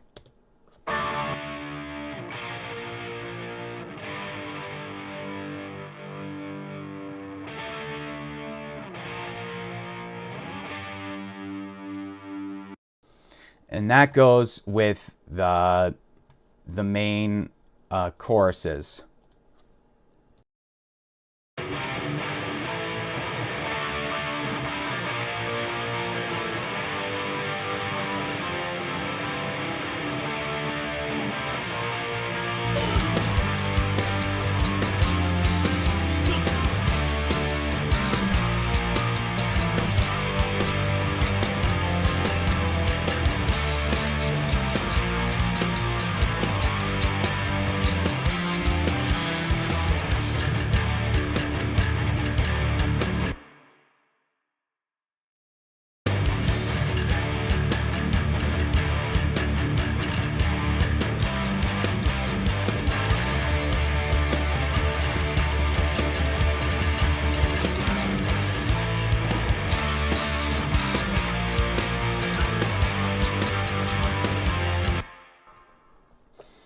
So we have this same concept with the chorus guitars. I have it in the bridge guitars.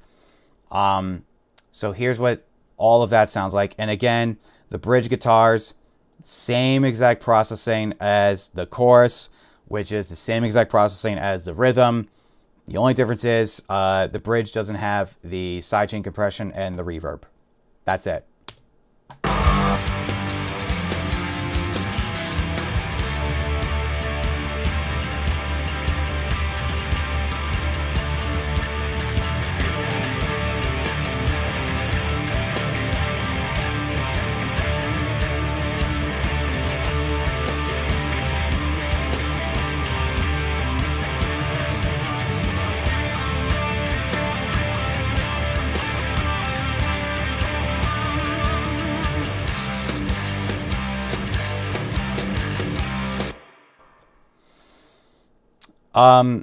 Next, we're going to go right into the solo, the lead guitar solo. Basically, the this is your moment for the guitars. So the only difference with the lead is I have the E906 as the dominant microphone over the 57A. So again, Studer. I have the Pro Q3. I basically have almost identical setups as every other guitar, but the only difference is with this, I have the repeater, which is just an analog stereo delay, and that's what this is. That's what this sounds like.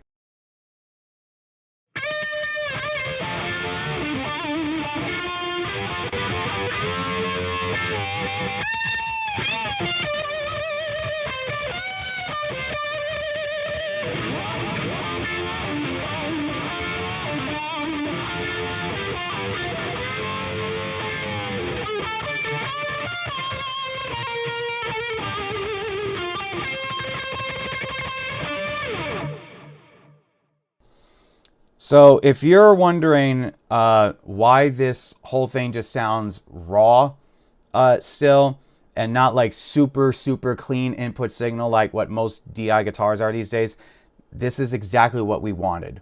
So just wanted to make that perfectly clear here. We got the results we wanted. So in context, here is the end of the second chorus with the bridge and the entire guitar solo in context with all the processing on.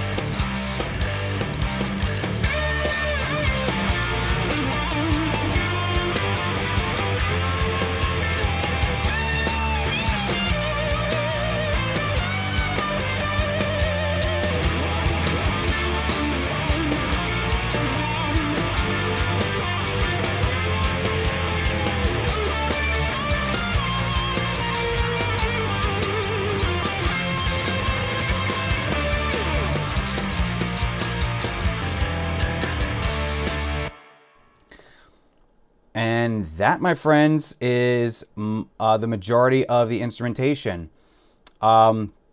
We have down here also a small acoustic guitar.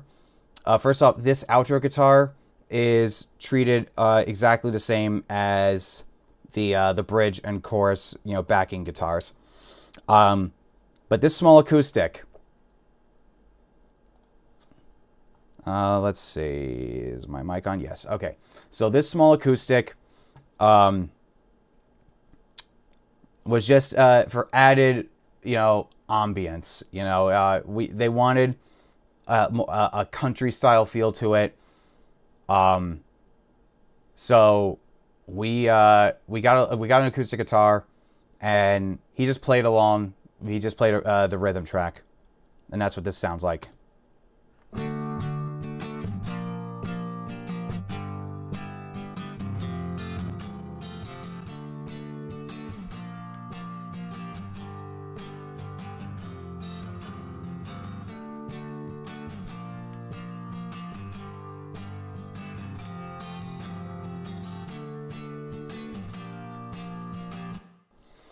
So we have the Studer really affecting the high end here. This is what that was with all the processing on. This is with all the processing off.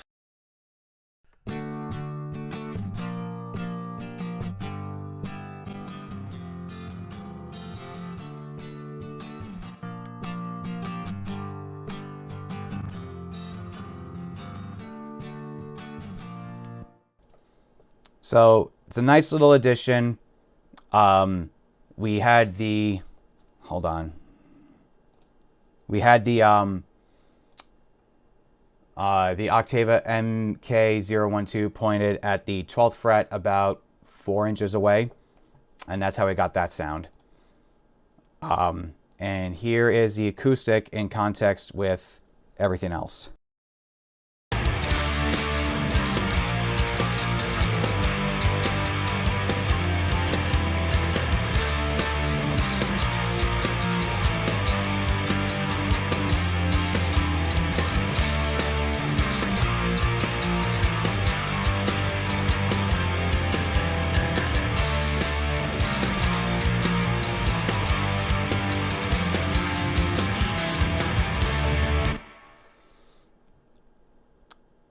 So that completes all of the instrumentation.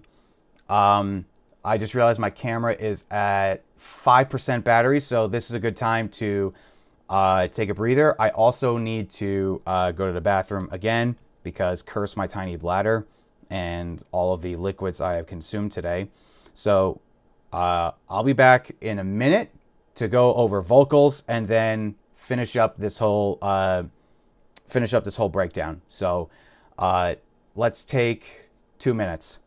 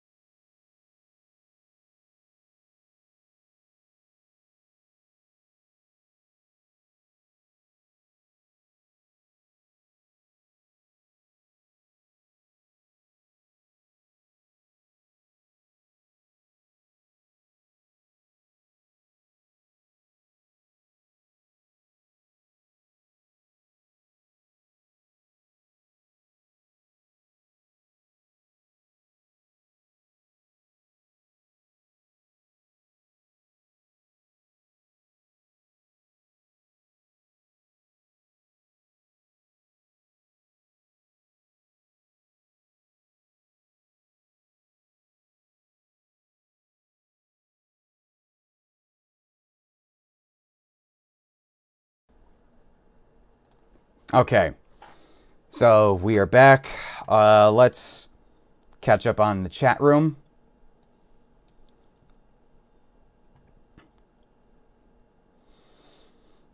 Let's see. Sid Joker, what do you think is the best sound card, low budget for recording? Most most non entry level computers have a good enough sound card already. Anyone that tries to tell you on the forums that, you know, their digital audio converters that are like 30 grand are infinitely better than your processing on like a $200 Focusrite, they're feeding you bullshit.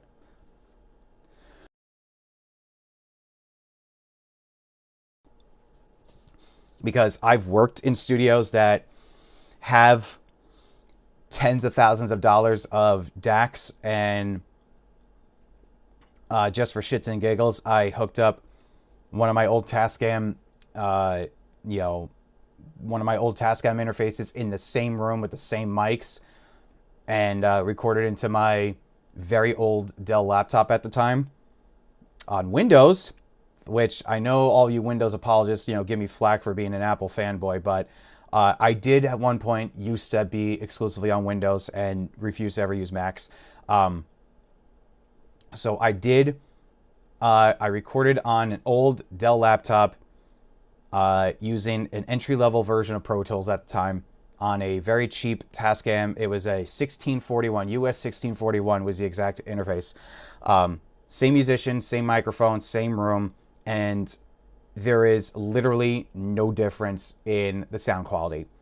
Now, when you turn off all of the, that's when you turn off all of the outboard effects that were used in the studio. But if you take the raw file that was recorded on the $30,000 DAC versus the cheap Tascam, there is literally such a tiny, minuscule difference that it's not worth investing a fucking house worth of money into. So your sound card on your computer is what I'm trying to say is if you have good mics, a good room, and a good musician playing, it doesn't matter what sound card you have. DC, what do you think of today's Logic announcement? I have no clue. I didn't even know Logic made an announcement today. Let's talk turkey. What do you charge a band for a mix like this? So my rates are $25 an hour for tracking. I do not start charging the band time until we start hitting record. After that, it is $25 an hour. Unless we all agree to take an hour for lunch, in which I don't charge an hour for lunch. So the hour or so that I use to set up the microphones and the hour or so that I use after cleanup, that's my time. I don't charge the band for that. So $25 an hour for recording. Mixing, I go anywhere from $100 a song if it's a very simple, you know, composition, to $400 a song. Again, it depends how many tracks there are, how complex the mix is, and how demanding the client is. Mastering, I do anywhere from, again, $100 a song if it's a very easy mix to master. But if they give me stems and they want, again, complex, I could do anywhere from $100 to $300 a song. Chris Gardner, the bass is a foundation for the guitars to sit on. Yes, exactly. Perfect example. Some of the strongest mixes I ever heard in my life are Rammstein, and when you isolate the guitars on Rammstein's records, they're very thin sounding. The guitars need the bass. The bass and the guitars need the drums. Everything works together. That's why you never mix in solo. The only reason why I'm playing everything in solo for you right now is to hear exactly the differences between raw and what it is in processed.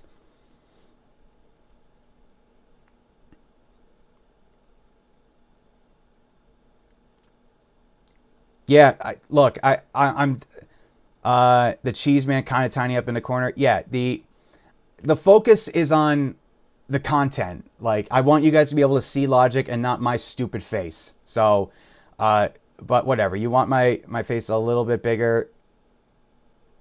There. There, I'll make it a little bit bigger. I think that's pretty average average face cam size at least. Yeah. Oh, that's probably talking about the size of the cam on the thing. Mad Millard, great content. Just wanted to say thanks. Thank you, sir.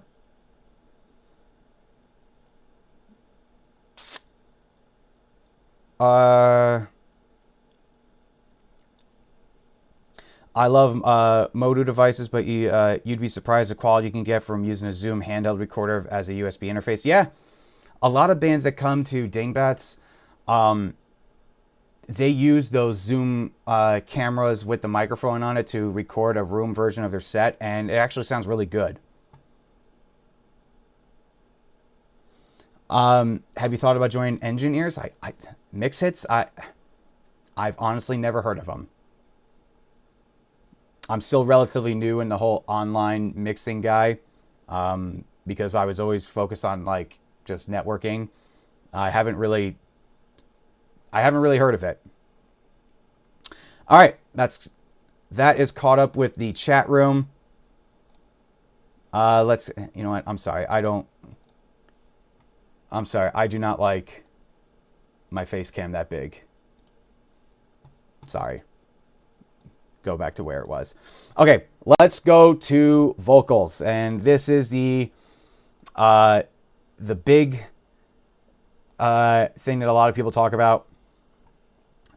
But the thing is, with vocals, you really don't need much. I mean, I know if you look at my lead vocal chain right here, there's a lot going on there, but really, you don't need a lot. If you have a singer that knows how to project his or her voice well, if you practice proper technique, as in if my phone is the microphone, if my phone is the microphone, you want your vocalist on average to be a fist length away. So it's, hold on, why am I not zoomed in for this? So you want, if the back of my phone is the microphone, you want it a good fist length away. That way, you have this much distance for most vocals. Now, if your singer is very dynamic, hopefully they're trained enough where they can practice their, going really, really high if they're far away. And then if they're, singing very quietly, they'll be a little closer, just so they can help with the dynamics of their voice. Because if not, that's going to be a very fun session to mix. But to give full context, let's go back to our session here, and you'll see right here. Here is the raw file, and it's pretty consistent because Uncle Menace was this is a screamer song, and he only knows one speed in this song, which is screaming. So another very important thing that we use in recording vocals is having a good vocal shield around the microphone. You want the source, the signal to noise ratio, to be as completely dead as possible. So this was recorded in a rehearsal space with bands practicing down the hall, and all we had was a shield around the vocal mic. And this is exactly what the raw vocal sounds like. You see my face, you want it all, but you want it right before the fall. Look in my eyes, cause this was mine. For so many people, it's so hard to find. I feel the pain with my heart. It hurts so much right from the start. What you want? There's no noise gate on the edit. I only took out the dead air between verses and choruses. What you hear in between his words is the room. So that just goes to show you how important it is to have a shield around your vocal mic, and it sounds clean. So here is my processing. Let's go to my lead vocal bus. So I have my verse vocals. Let's just zoom in here a little bit. Here's my lead vocal in the verse, and here's my lead vocal in the choruses. The only reason why they're on two separate tracks is because the end of the verse overlaps the beginning of the chorus. So I thought, instead of just trying to micro edit this, just put them on two separate tracks and then bust them all out. You see my face? Oops. So, just to add a little more, solid, silence between the words, I have just a simple noise gate. I have the de-esser. So let's hear what those two sound like. You see my face? You want it all, but you want it right before the fall. Look in my eyes, cause it's what's mine. For so many people, it's so hard to find. I feel the pain with my heart. So with that, we go to Studer, and again, this is going to change the tone of everything. You see my face? You want it all, but you want it right before the fall. Look in my eyes, cause it's what's mine. For so many people, it's so hard to find. Next, I have basic EQ. High pass at around 100, low pass around 10,000. And I scooped out 2.5 dB, make sure my mic is on. Scooped around 3 dB of 700 hertz. And that's it. Just scooped out what I didn't need. You see my face? You want it all, but you want it right before the fall. Look in my eyes, cause it's what's mine. For so many people, it's so hard to find.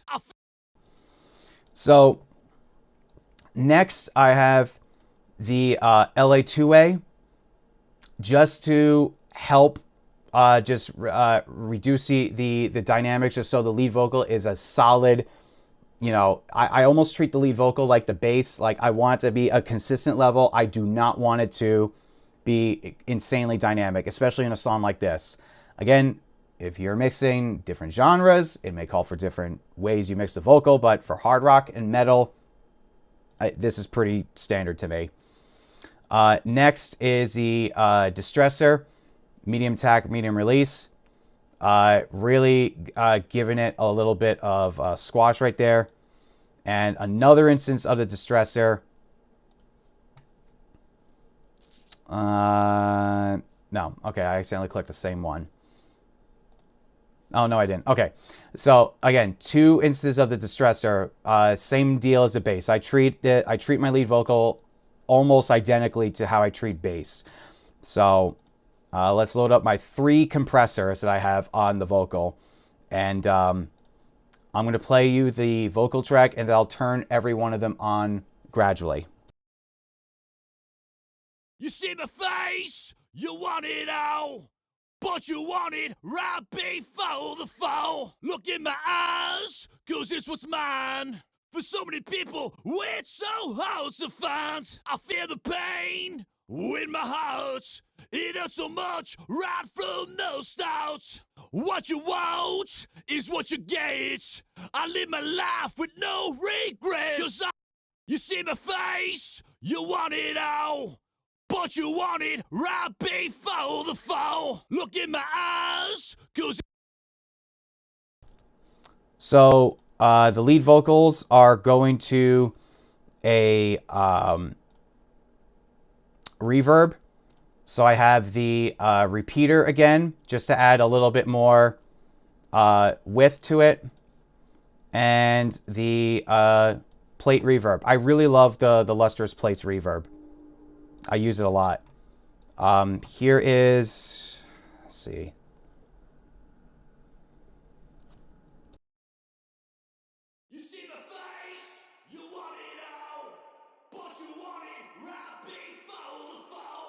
in my eyes, cause this was mine. For so many people, it's so hard to find. So that is my lead vocal processing. Hold on. Yeah, okay, I am unmuted. So that is my lead vocal processing. Let's go to my doubled vocal for the lead to support the lead.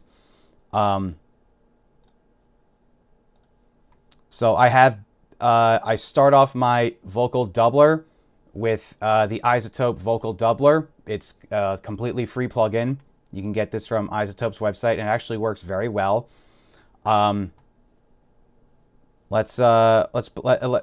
Basically what it does is it separates the vocal track. It makes it sound like that he's recording the same vocal like 5 different times, when in reality he only recorded it twice.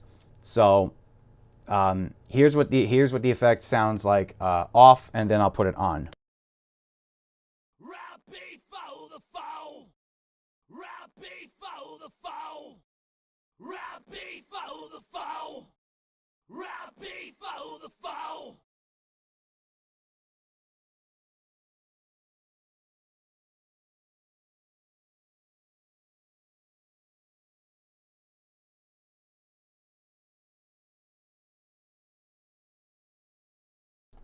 Shit. Okay, sorry. I forgot I really hate having to mute and unmute my mic to do this.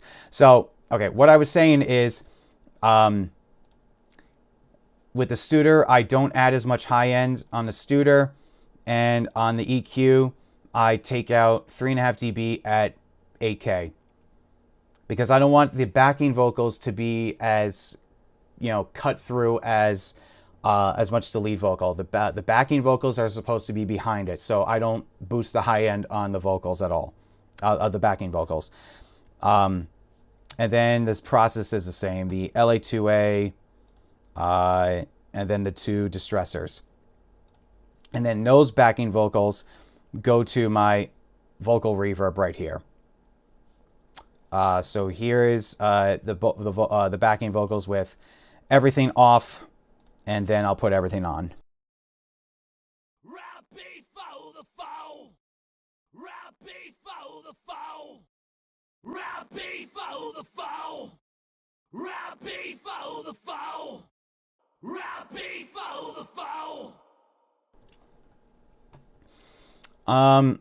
I repeat that same process for the chorus gains,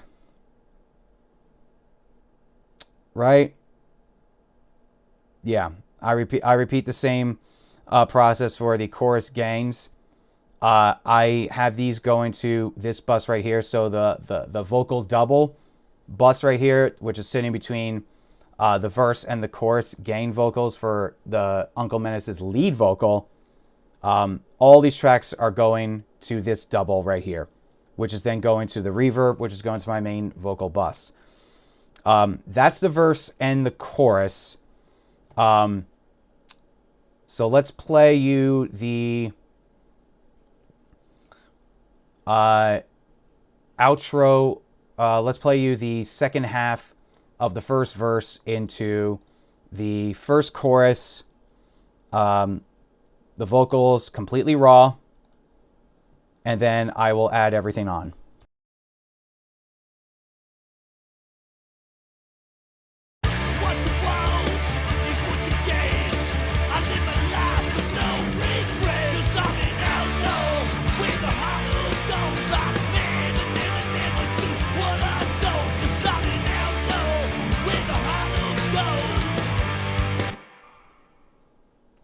I know that's difficult to hear because I have a lot of processing on it, but that's with it off, and then here's with everything on. What you want is what you get. I live my life with no regrets. I'm an outlaw with a heart of gold. I never, never, never do what I'm told. 'Cause I'm an outlaw with a heart of gold. So that is Uncle Menace's vocal. And then let's go to Spencer, the guitar player. He only has 2 lines in this song. and he basically says the same sentence 3 times. He says the same line twice, and that's his only contribution vocal-wise to this. So, same thought process as Uncle Menace. I'm treating this as a lead. So this is going to the vocal bus, and I process Spencer's vocal a little bit differently. So I have the Studer, the LA2A, SSL EQ, just to take out a little bit of what I need and don't need, distressor, and then I end his vocal with the vocal doubler, because I want him, because he sang the same way that Uncle Menace did, but I wanted to separate his vocal and give it its own unique sonic identity versus Uncle Menace's vocal. So here is his Spencer's raw vocal with everything off, and then I'll put everything on. You think you'll get it from me? You ain't gonna get it from me. You ain't got it. Won't know this time. You think you'll get it from me? You ain't gonna get it from me. You ain't got it. Won't know this time. So that weird doubling effect, it works, and I think it sounds cool, and it gives Spencer his own unique vocal identity in this song. Anything to make it a little separate, it sounds better to me. And then the only other vocal parts that we have, I lied, we have 2 more vocal parts. So let's go to the gain vocals. Oh wait, no. I'm sorry. I'm going to do this completely out of order here. Let's go to what I call the Axl Rose effect. So remember all the way at the beginning of this entire presentation, I sometimes with Axl Rose, with his old on old GNR records, he'll sing really, really high, and then he'll do a low part where he goes really, really low, and he'll combine the two together. You can listen to basically almost any song on Appetite for Destruction, and he has that element, that effect. So I have Uncle Menace's vocal here in the bridge, and then he did that same line except on the Axl Rose effect. And where is it? And I have this bust out to bus 18. So both of his lead vocals and the Axl Rose effect vocal is going to my main lead vocal bus.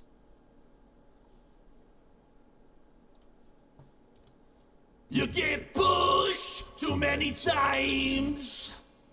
You get pushed too many times. You get pushed too many times. You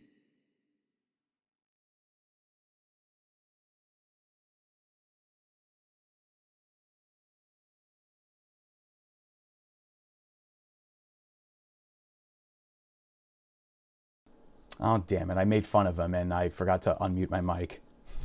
But you hear it, it's like, you getting pushed too many times. Sounds like he's singing with a cold. And it honestly sounds like we're doing voiceover with a cold. In fact, I could probably do this whole part right now if I wanted to. What's the line? You get pushed too many times. Yeah. So that's that effect right there. And we're going to finally finish up vocals with the gain vocals. These are the most fun vocal to record because essentially it is everyone in the room shouting 4 times over. So in the chorus goes, "'Cause I'm an outlaw." So we have myself, Uncle Menace, Spencer, Frank the bass player, and yeah, that was it for this session. And we just all shouted at the same time, "Outlaw!" The mic was clear across the room, so the natural delay that the sound wave from our voice got to the microphone, it has a natural placement in the mix where it sounds like a backing vocal. So here is the gain vocal as it is completely raw.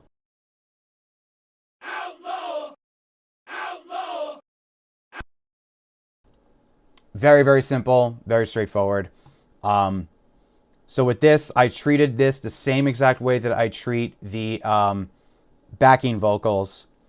Took out a little bit of the top end, minus 5 dB at 8K, put it through a distressor, and then added reverb. That's it. Outlaw, outlaw, outlaw. And then that is it as far as vocal processing goes. So let's, in context now, let's listen to the second chorus into the bridge, into the guitar solo with everything on, and yeah, with everything on. Right? Yeah, everything. Okay.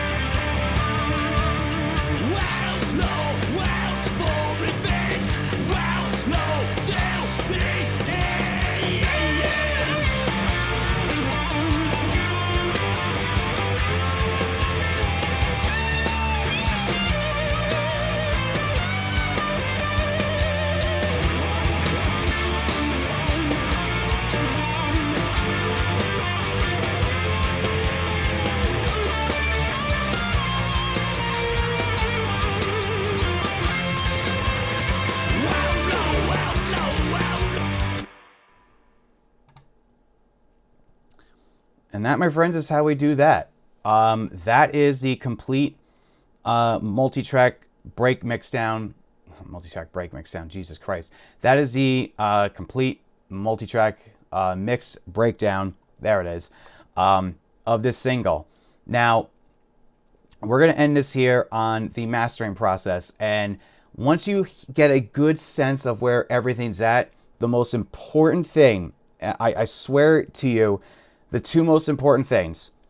I have one instance of a Pro EQ on the instrument bus right here. And basically what this is, I learned this from Streaky on YouTube. What you do is you put a Pro EQ on the instrument bus and you sidechain your vocal and you EQ match, and then what ends up happening is you get a whole mess of EQ curves. You only take the ones that are down here on the bottom of the line that are above 100 hertz.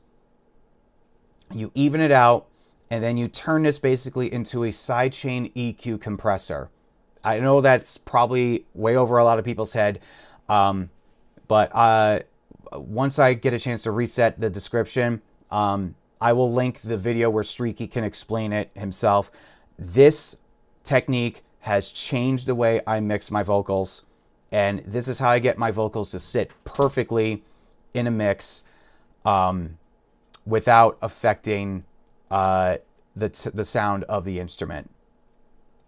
And I think my tiny bladder is fucking me up again, guys. So we're going to go over the mastering process in a second. One more quick bathroom break, and then we'll finish up with the mastering process.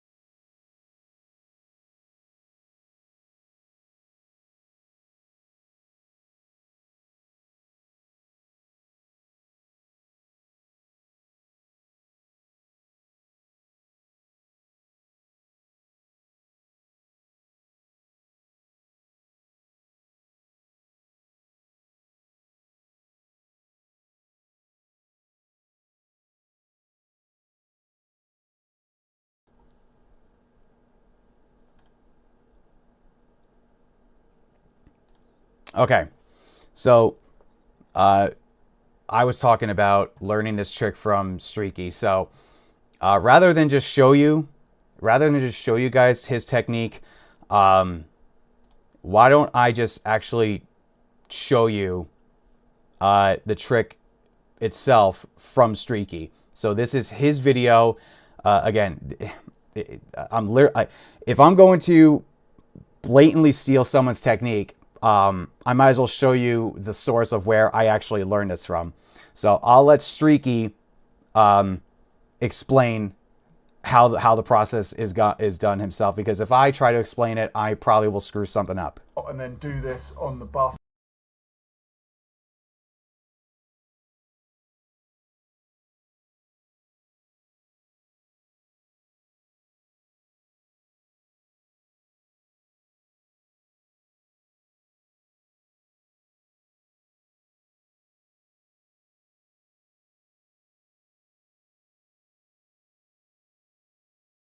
Input is on, which means it's red, and then select in the sidechain on the bus rather than on the vocal itself. So first things first, grab a FabFilter Pro Q3 and put it on the instrumental track. In the sidechain of the Pro Q3, select the vocal bus. Select linear phase and put it to high. Now navigate down to the analyzer section and click EQ match. Make sure the input is on, which means it's red, and then select in the sidechain, external sidechain. Press play and let the EQ find the frequencies. Man, can't see me through these tents. Good, turn out to be easy. This is a curve of the vocal, and that is on the instrumental channel. So remove all the frequency points below 100 Hertz. So just delete. Now we don't need any of these frequency points under 0 dB, so select all of those and delete those. Now highlight the rest of the frequencies and put the gain on these to 0. So now these are just the frequency points we need for the vocal. With all these selected, click on the outside of this gain knob and just bring the gain down by about 5 dB. This is going to bring down the dynamic gain rather than the main gain. Now click on the button at the top here, the auto button, and select the sidechain, which is this button here. So the next stage, to listen to the effect that we're creating, we need to isolate these frequencies so that we can work on it to get it exactly right how we want it. So put another EQ. So from there, he goes on to just fine tune the effect, but that essentially is the effect itself. So if I'm gonna lift a technique that I use every mix, I might as well credit the source of where I learned it. So shout outs to Streaky for showing us that neat little trick. That's fucking amazing. All right, let's get to the mastering process, and we're in the home stretch, guys. I know it's past 12:30 in the morning right now on the East Coast. I know some of you are probably exhausted and just want to go to bed. Or if you're watching this on repeat and you're bored out of your minds, either or. So that Streaky technique is one of the two most important things when finalizing a mix. The other is using reference tracks. And I didn't realize how much of a debate it was with engineers not using a reference track versus engineers who do use a reference track. But I'm kind of blown away that this is even a subject. You always want to use a reference track just so you can reel yourself back into reality when you think that you got a good sounding mix. If you're in a home studio and it's not like purpose built as a mixing studio, I mean, look right behind me. Right there is my bathroom door. I mean, you could see in here, look, right behind me is my bathroom door. These are just a couple of DIY panels, and there's my living room couch. I'm essentially in my living room. And yeah, I'm a fucking drink whore. But I'm obviously not in a purpose-built studio. So, and in the ideal mixing position, I would have to basically not use this as a living room if I want to turn this into a purpose-built mixing room. So my ears aren't entirely hearing exactly what's going on, but if I have a good reference track to hear what it sounds like in this room, and I observe via the frequency analyzer, I can get a really good ballpark.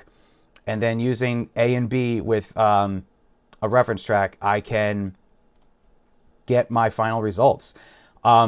So the plugin I use for this is Adapter by Plugin Alliance. It's worth every penny because you can load every single one of these slots right here can be a reference track. So the track that I used is Don't Back Down by Mammoth Wolfgang Van Halen. And I'm praying that I do not get copyright striked for using this. I mean, I shouldn't because it's an educational purpose video. So when I'm finalizing a mix, I usually go to a chorus and then I check a lead. So usually with this means I will A and B. You can use this to quickly A and B with your mix versus your reference track. And this is you can actually loop a certain section. So this section that I have on loop is just the instruments. Luckily, there's a couple of measures where it's just all the instruments in the band and minus the vocals. So you don't hear any vocals interference, so you can get a good balance of instruments. So what I'll do is I'll mute my vocal bus and I will A and B between the commercial master and my mix. And what this plugin allows you to do is you can select different areas of the frequency spectrum. So you can do your bass, your subs, your low mids, your highs, or the whole song. So you can hear in different sections and just compare with a song. Now, you obviously don't want to have a reference track like, if you're mixing a Metallica-like band and you have a Frank Sinatra, reference track, you want a reference track of the genre and the type of vibe that you're going for. So for this song, I used, again, Mammoth Wolfgang Van Halen, Don't Back Down. So I'm going to A and B between my mix and Wolfgang Van Halen, and then just go through the different areas and then just compare how my mix sounds compared to this commercial master.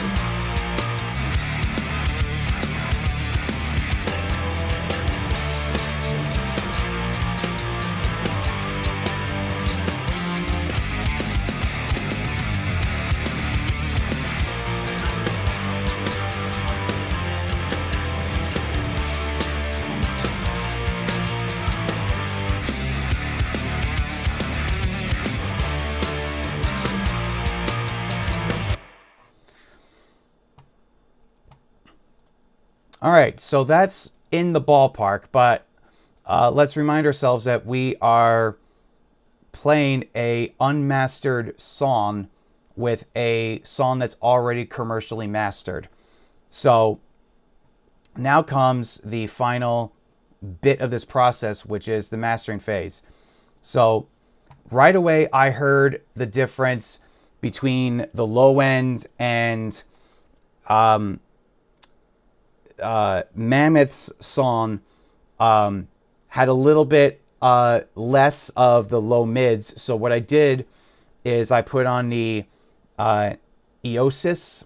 I guess that's how you properly pronounce it. This EQ is amazing for buses and your master bus. I rounded off high pass at 30, low pass at 17, just to contain the extremes. And I boosted the earth, the earth knob, which is just adding sub low ends that creep into the low end. Just add a little bit more oomph in the low end. I added about 2 dB of that, and then I added 1.5 dB of the air. And the air is the same exact thing for the low end, except it does that for the high end. I also scooped out a little bit of, of 400 hertz, because as I'm hearing it and as I'm also seeing on my frequency analyzer on the multimeter in Logic, when I play the Mammoth master around the mid-range right here, the low mids, I hear a little bit less of that frequency range in their song versus mine. So again, just gonna A and B this and just hear for myself what the differences are.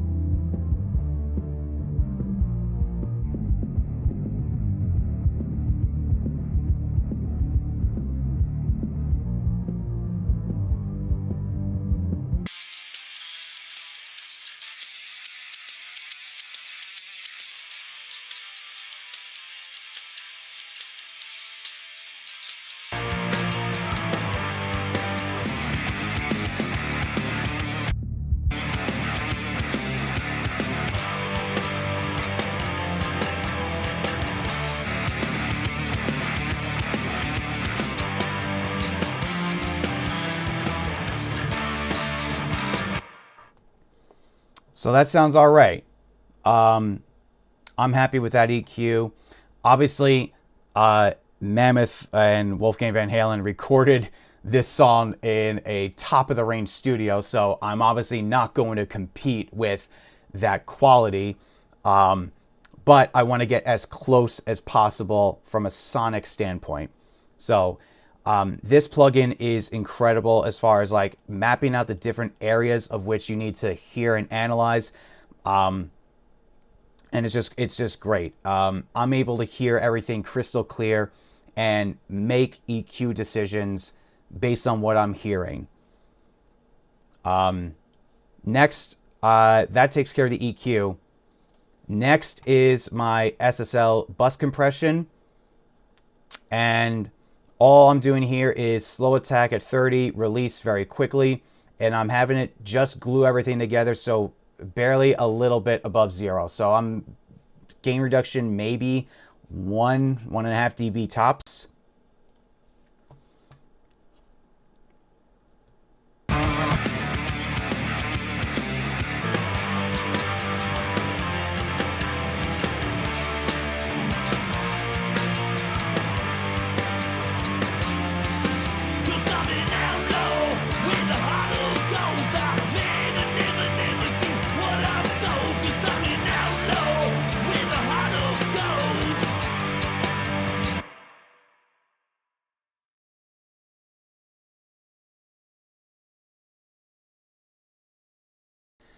Now let's go to an area of Wolfgang Van Halen's song where there's actually vocals going on.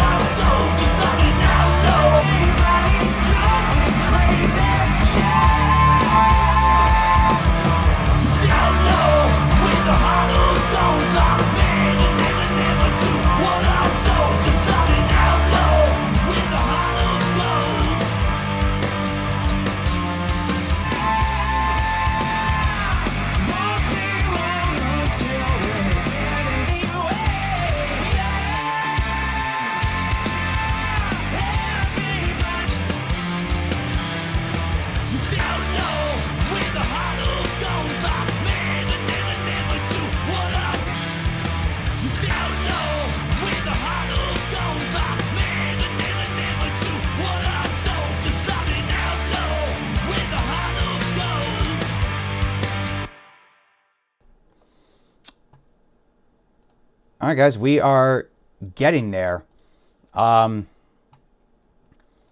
There is 2 more things I like to do to my masters. I like to put the Capital Mastering Compressor on my mix, and the biggest factor is this saturator right here. It just adds so much more like and just overall aggression with the mix. A very slow attack, fast release, and I have it just so it takes out at most 1 dB. So I will, let's bring it back to my mix. I will put this, I'll play it off and then I'll turn it on.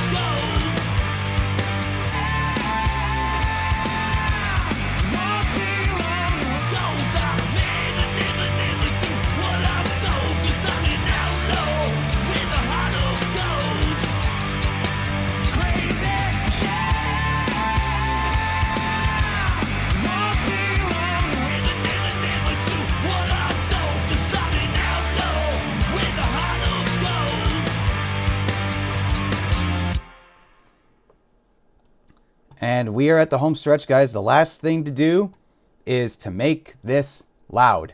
For that, I have the SSL X Limit. It gives me all the volume I would ever want to meet a 9 LUFS, which is basically another way of just saying average volume. I switched this to the punch preset because I want the drums to still be punchy, and the way that you set this up is the way it compresses and limits the audio determines by what preset you have on it. So it could have punch, let's auto, it'll automatically detect it, transparent, glue, but I like punch because I want the oomph of the kick and the bass to come through. So I have my threshold, I have my ceiling, which the ceiling is where you want the VU meter to peak at. So the ceiling is at -0.3, which means it won't digitally clip. and it won't set Spotify or YouTube's automated volume control. It won't set them off. And then I set the threshold to, again, minus 0.3, and I have the gain up by almost 8 dB.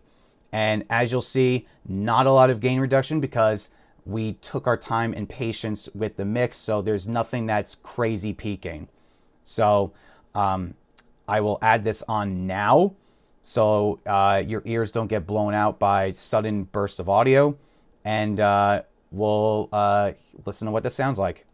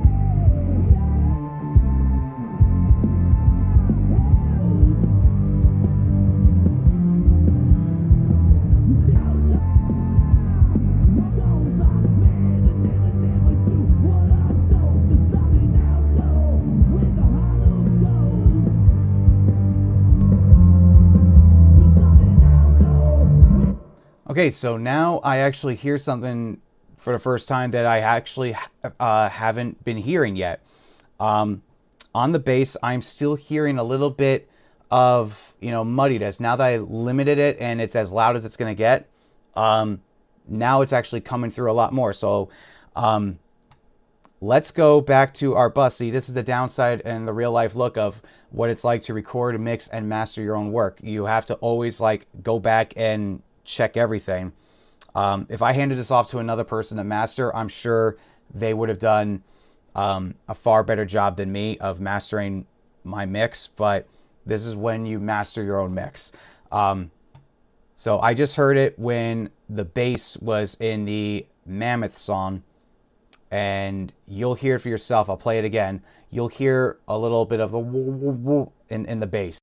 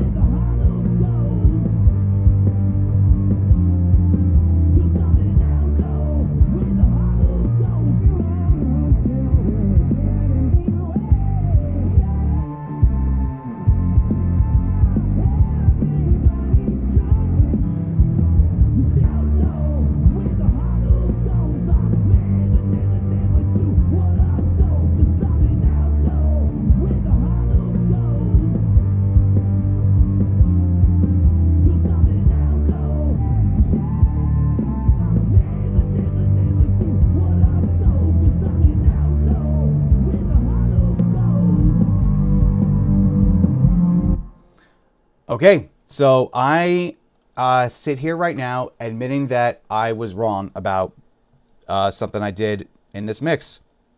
And thank God I did not call this mix done and send the final master over to the band. I was really stupid to add all that mid-range back into the bass because that's what was causing that buildup when I was A and Bing the my mix versus Mammoth. So now let's reset the spectrum and do more A and Bing.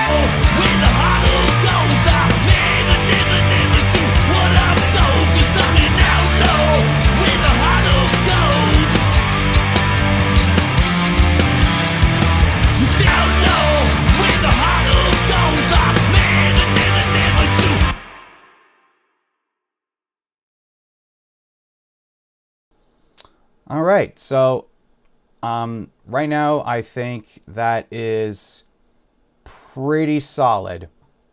I don't want to call this completely done yet. I'm going to wait a minute. So I'll just take a minute to answer some things in the chat, and then we'll finalize this.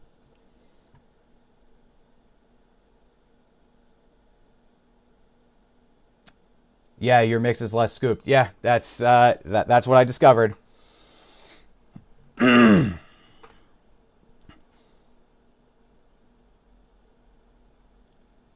yeah, I heard it. There was it's really tough, man. It's tough to hear all of those little differences, and that's why like you constantly A and B this shit. The guitars are exotic. The guitars are not DI. Only the tracks that are labeled direct are direct. The main rhythm tracks, the leads, everything, those are all live mic'd. Yeah. yeah, I noticed a mistake that I made with that. So let's finalize this shit, guys. One final pass through, and I'm going to call this done because it's 1 o'clock in the morning. This has gone on way longer than I wanted to, so let's finalize this.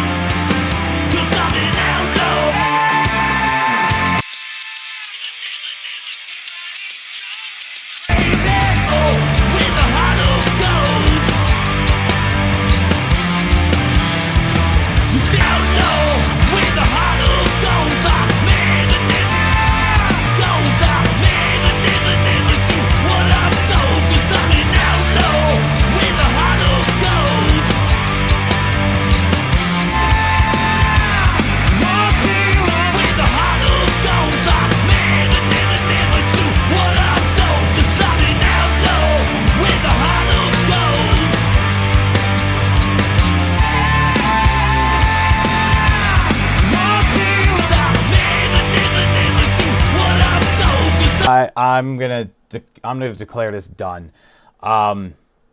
So let's take one final listen.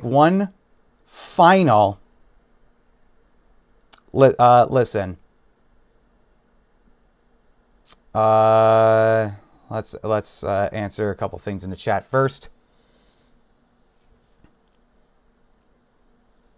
Acid Clown, great fucking name, by the way.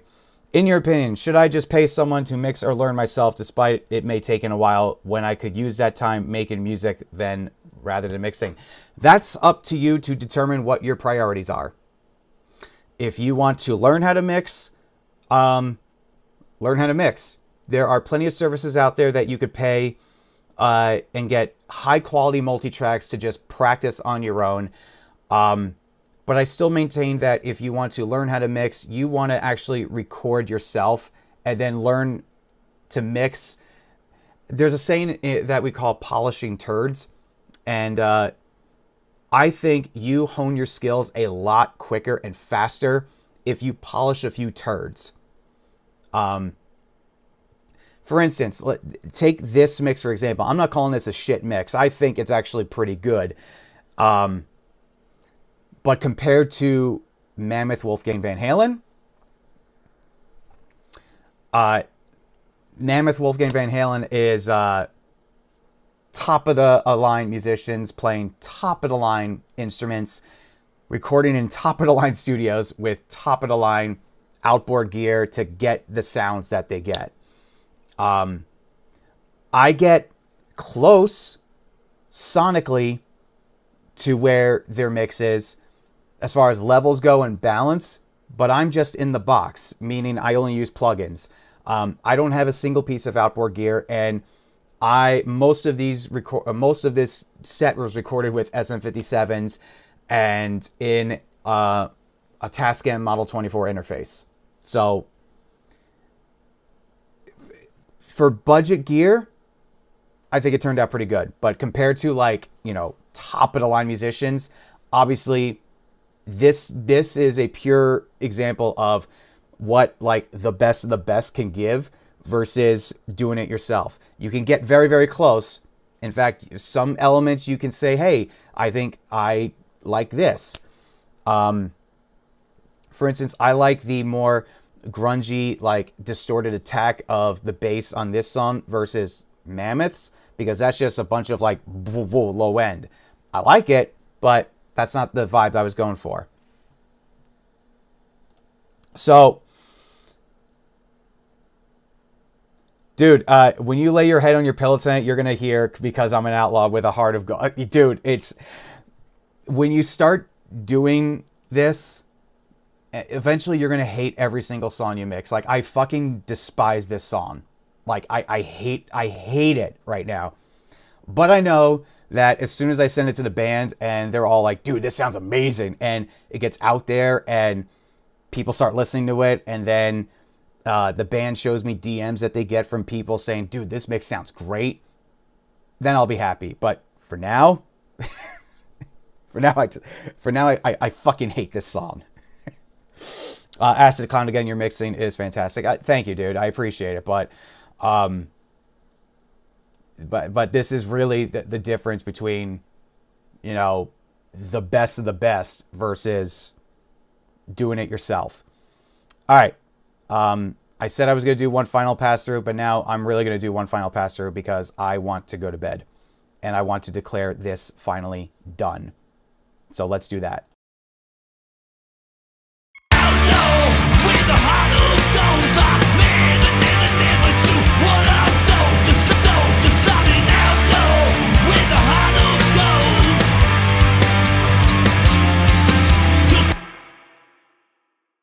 All right, guys, we're done. So, at least until I hear this tomorrow, and I'm like, oh fuck, I need to change something. But pending listening, you know, pending one last pass through, and last minute like changes,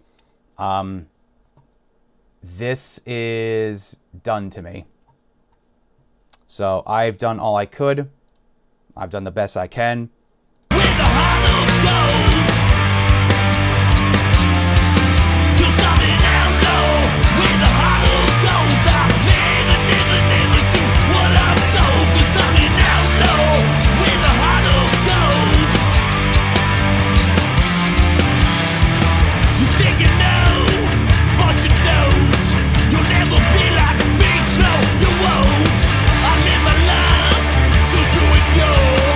Don't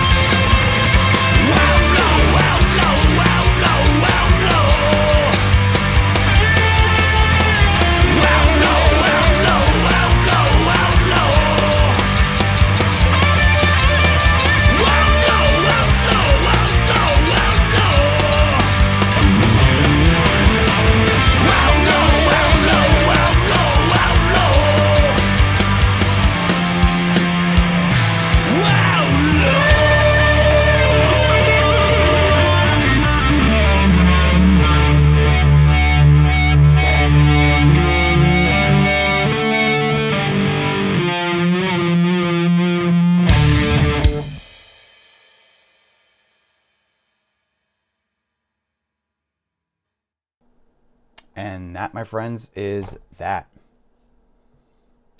We are done. So let's save this project as it is. And now I can rest easy knowing that we're good. Yeah, I listened at various volumes, leaned back, you know, I even like scooted back a little bit just so I can hear everything. Yeah, that I'm very happy with that. So I think the next thing to do is to not I think I know what the next thing to do is. Now it's time to upload the song, send it to the band, and from there we will go to the filming, editing, and rendering a music video for this song. Not low key. Spoilers. It's already been shot. And to show you what we're working with, I'll give you guys a little sneak peek of the raw footage to just show you that we edited, we shot everything on my phone like I said I would. So here is a sample of some B-roll. Let me just turn off the volume because this is literally just B-roll of the band. So this is in log format, and it was a nice sunny day. And of course, you know, we did the whole, you know, hack thing, you know, filming by the train tracks. I used for stabilization, I used this. This is a Osmo Mobile.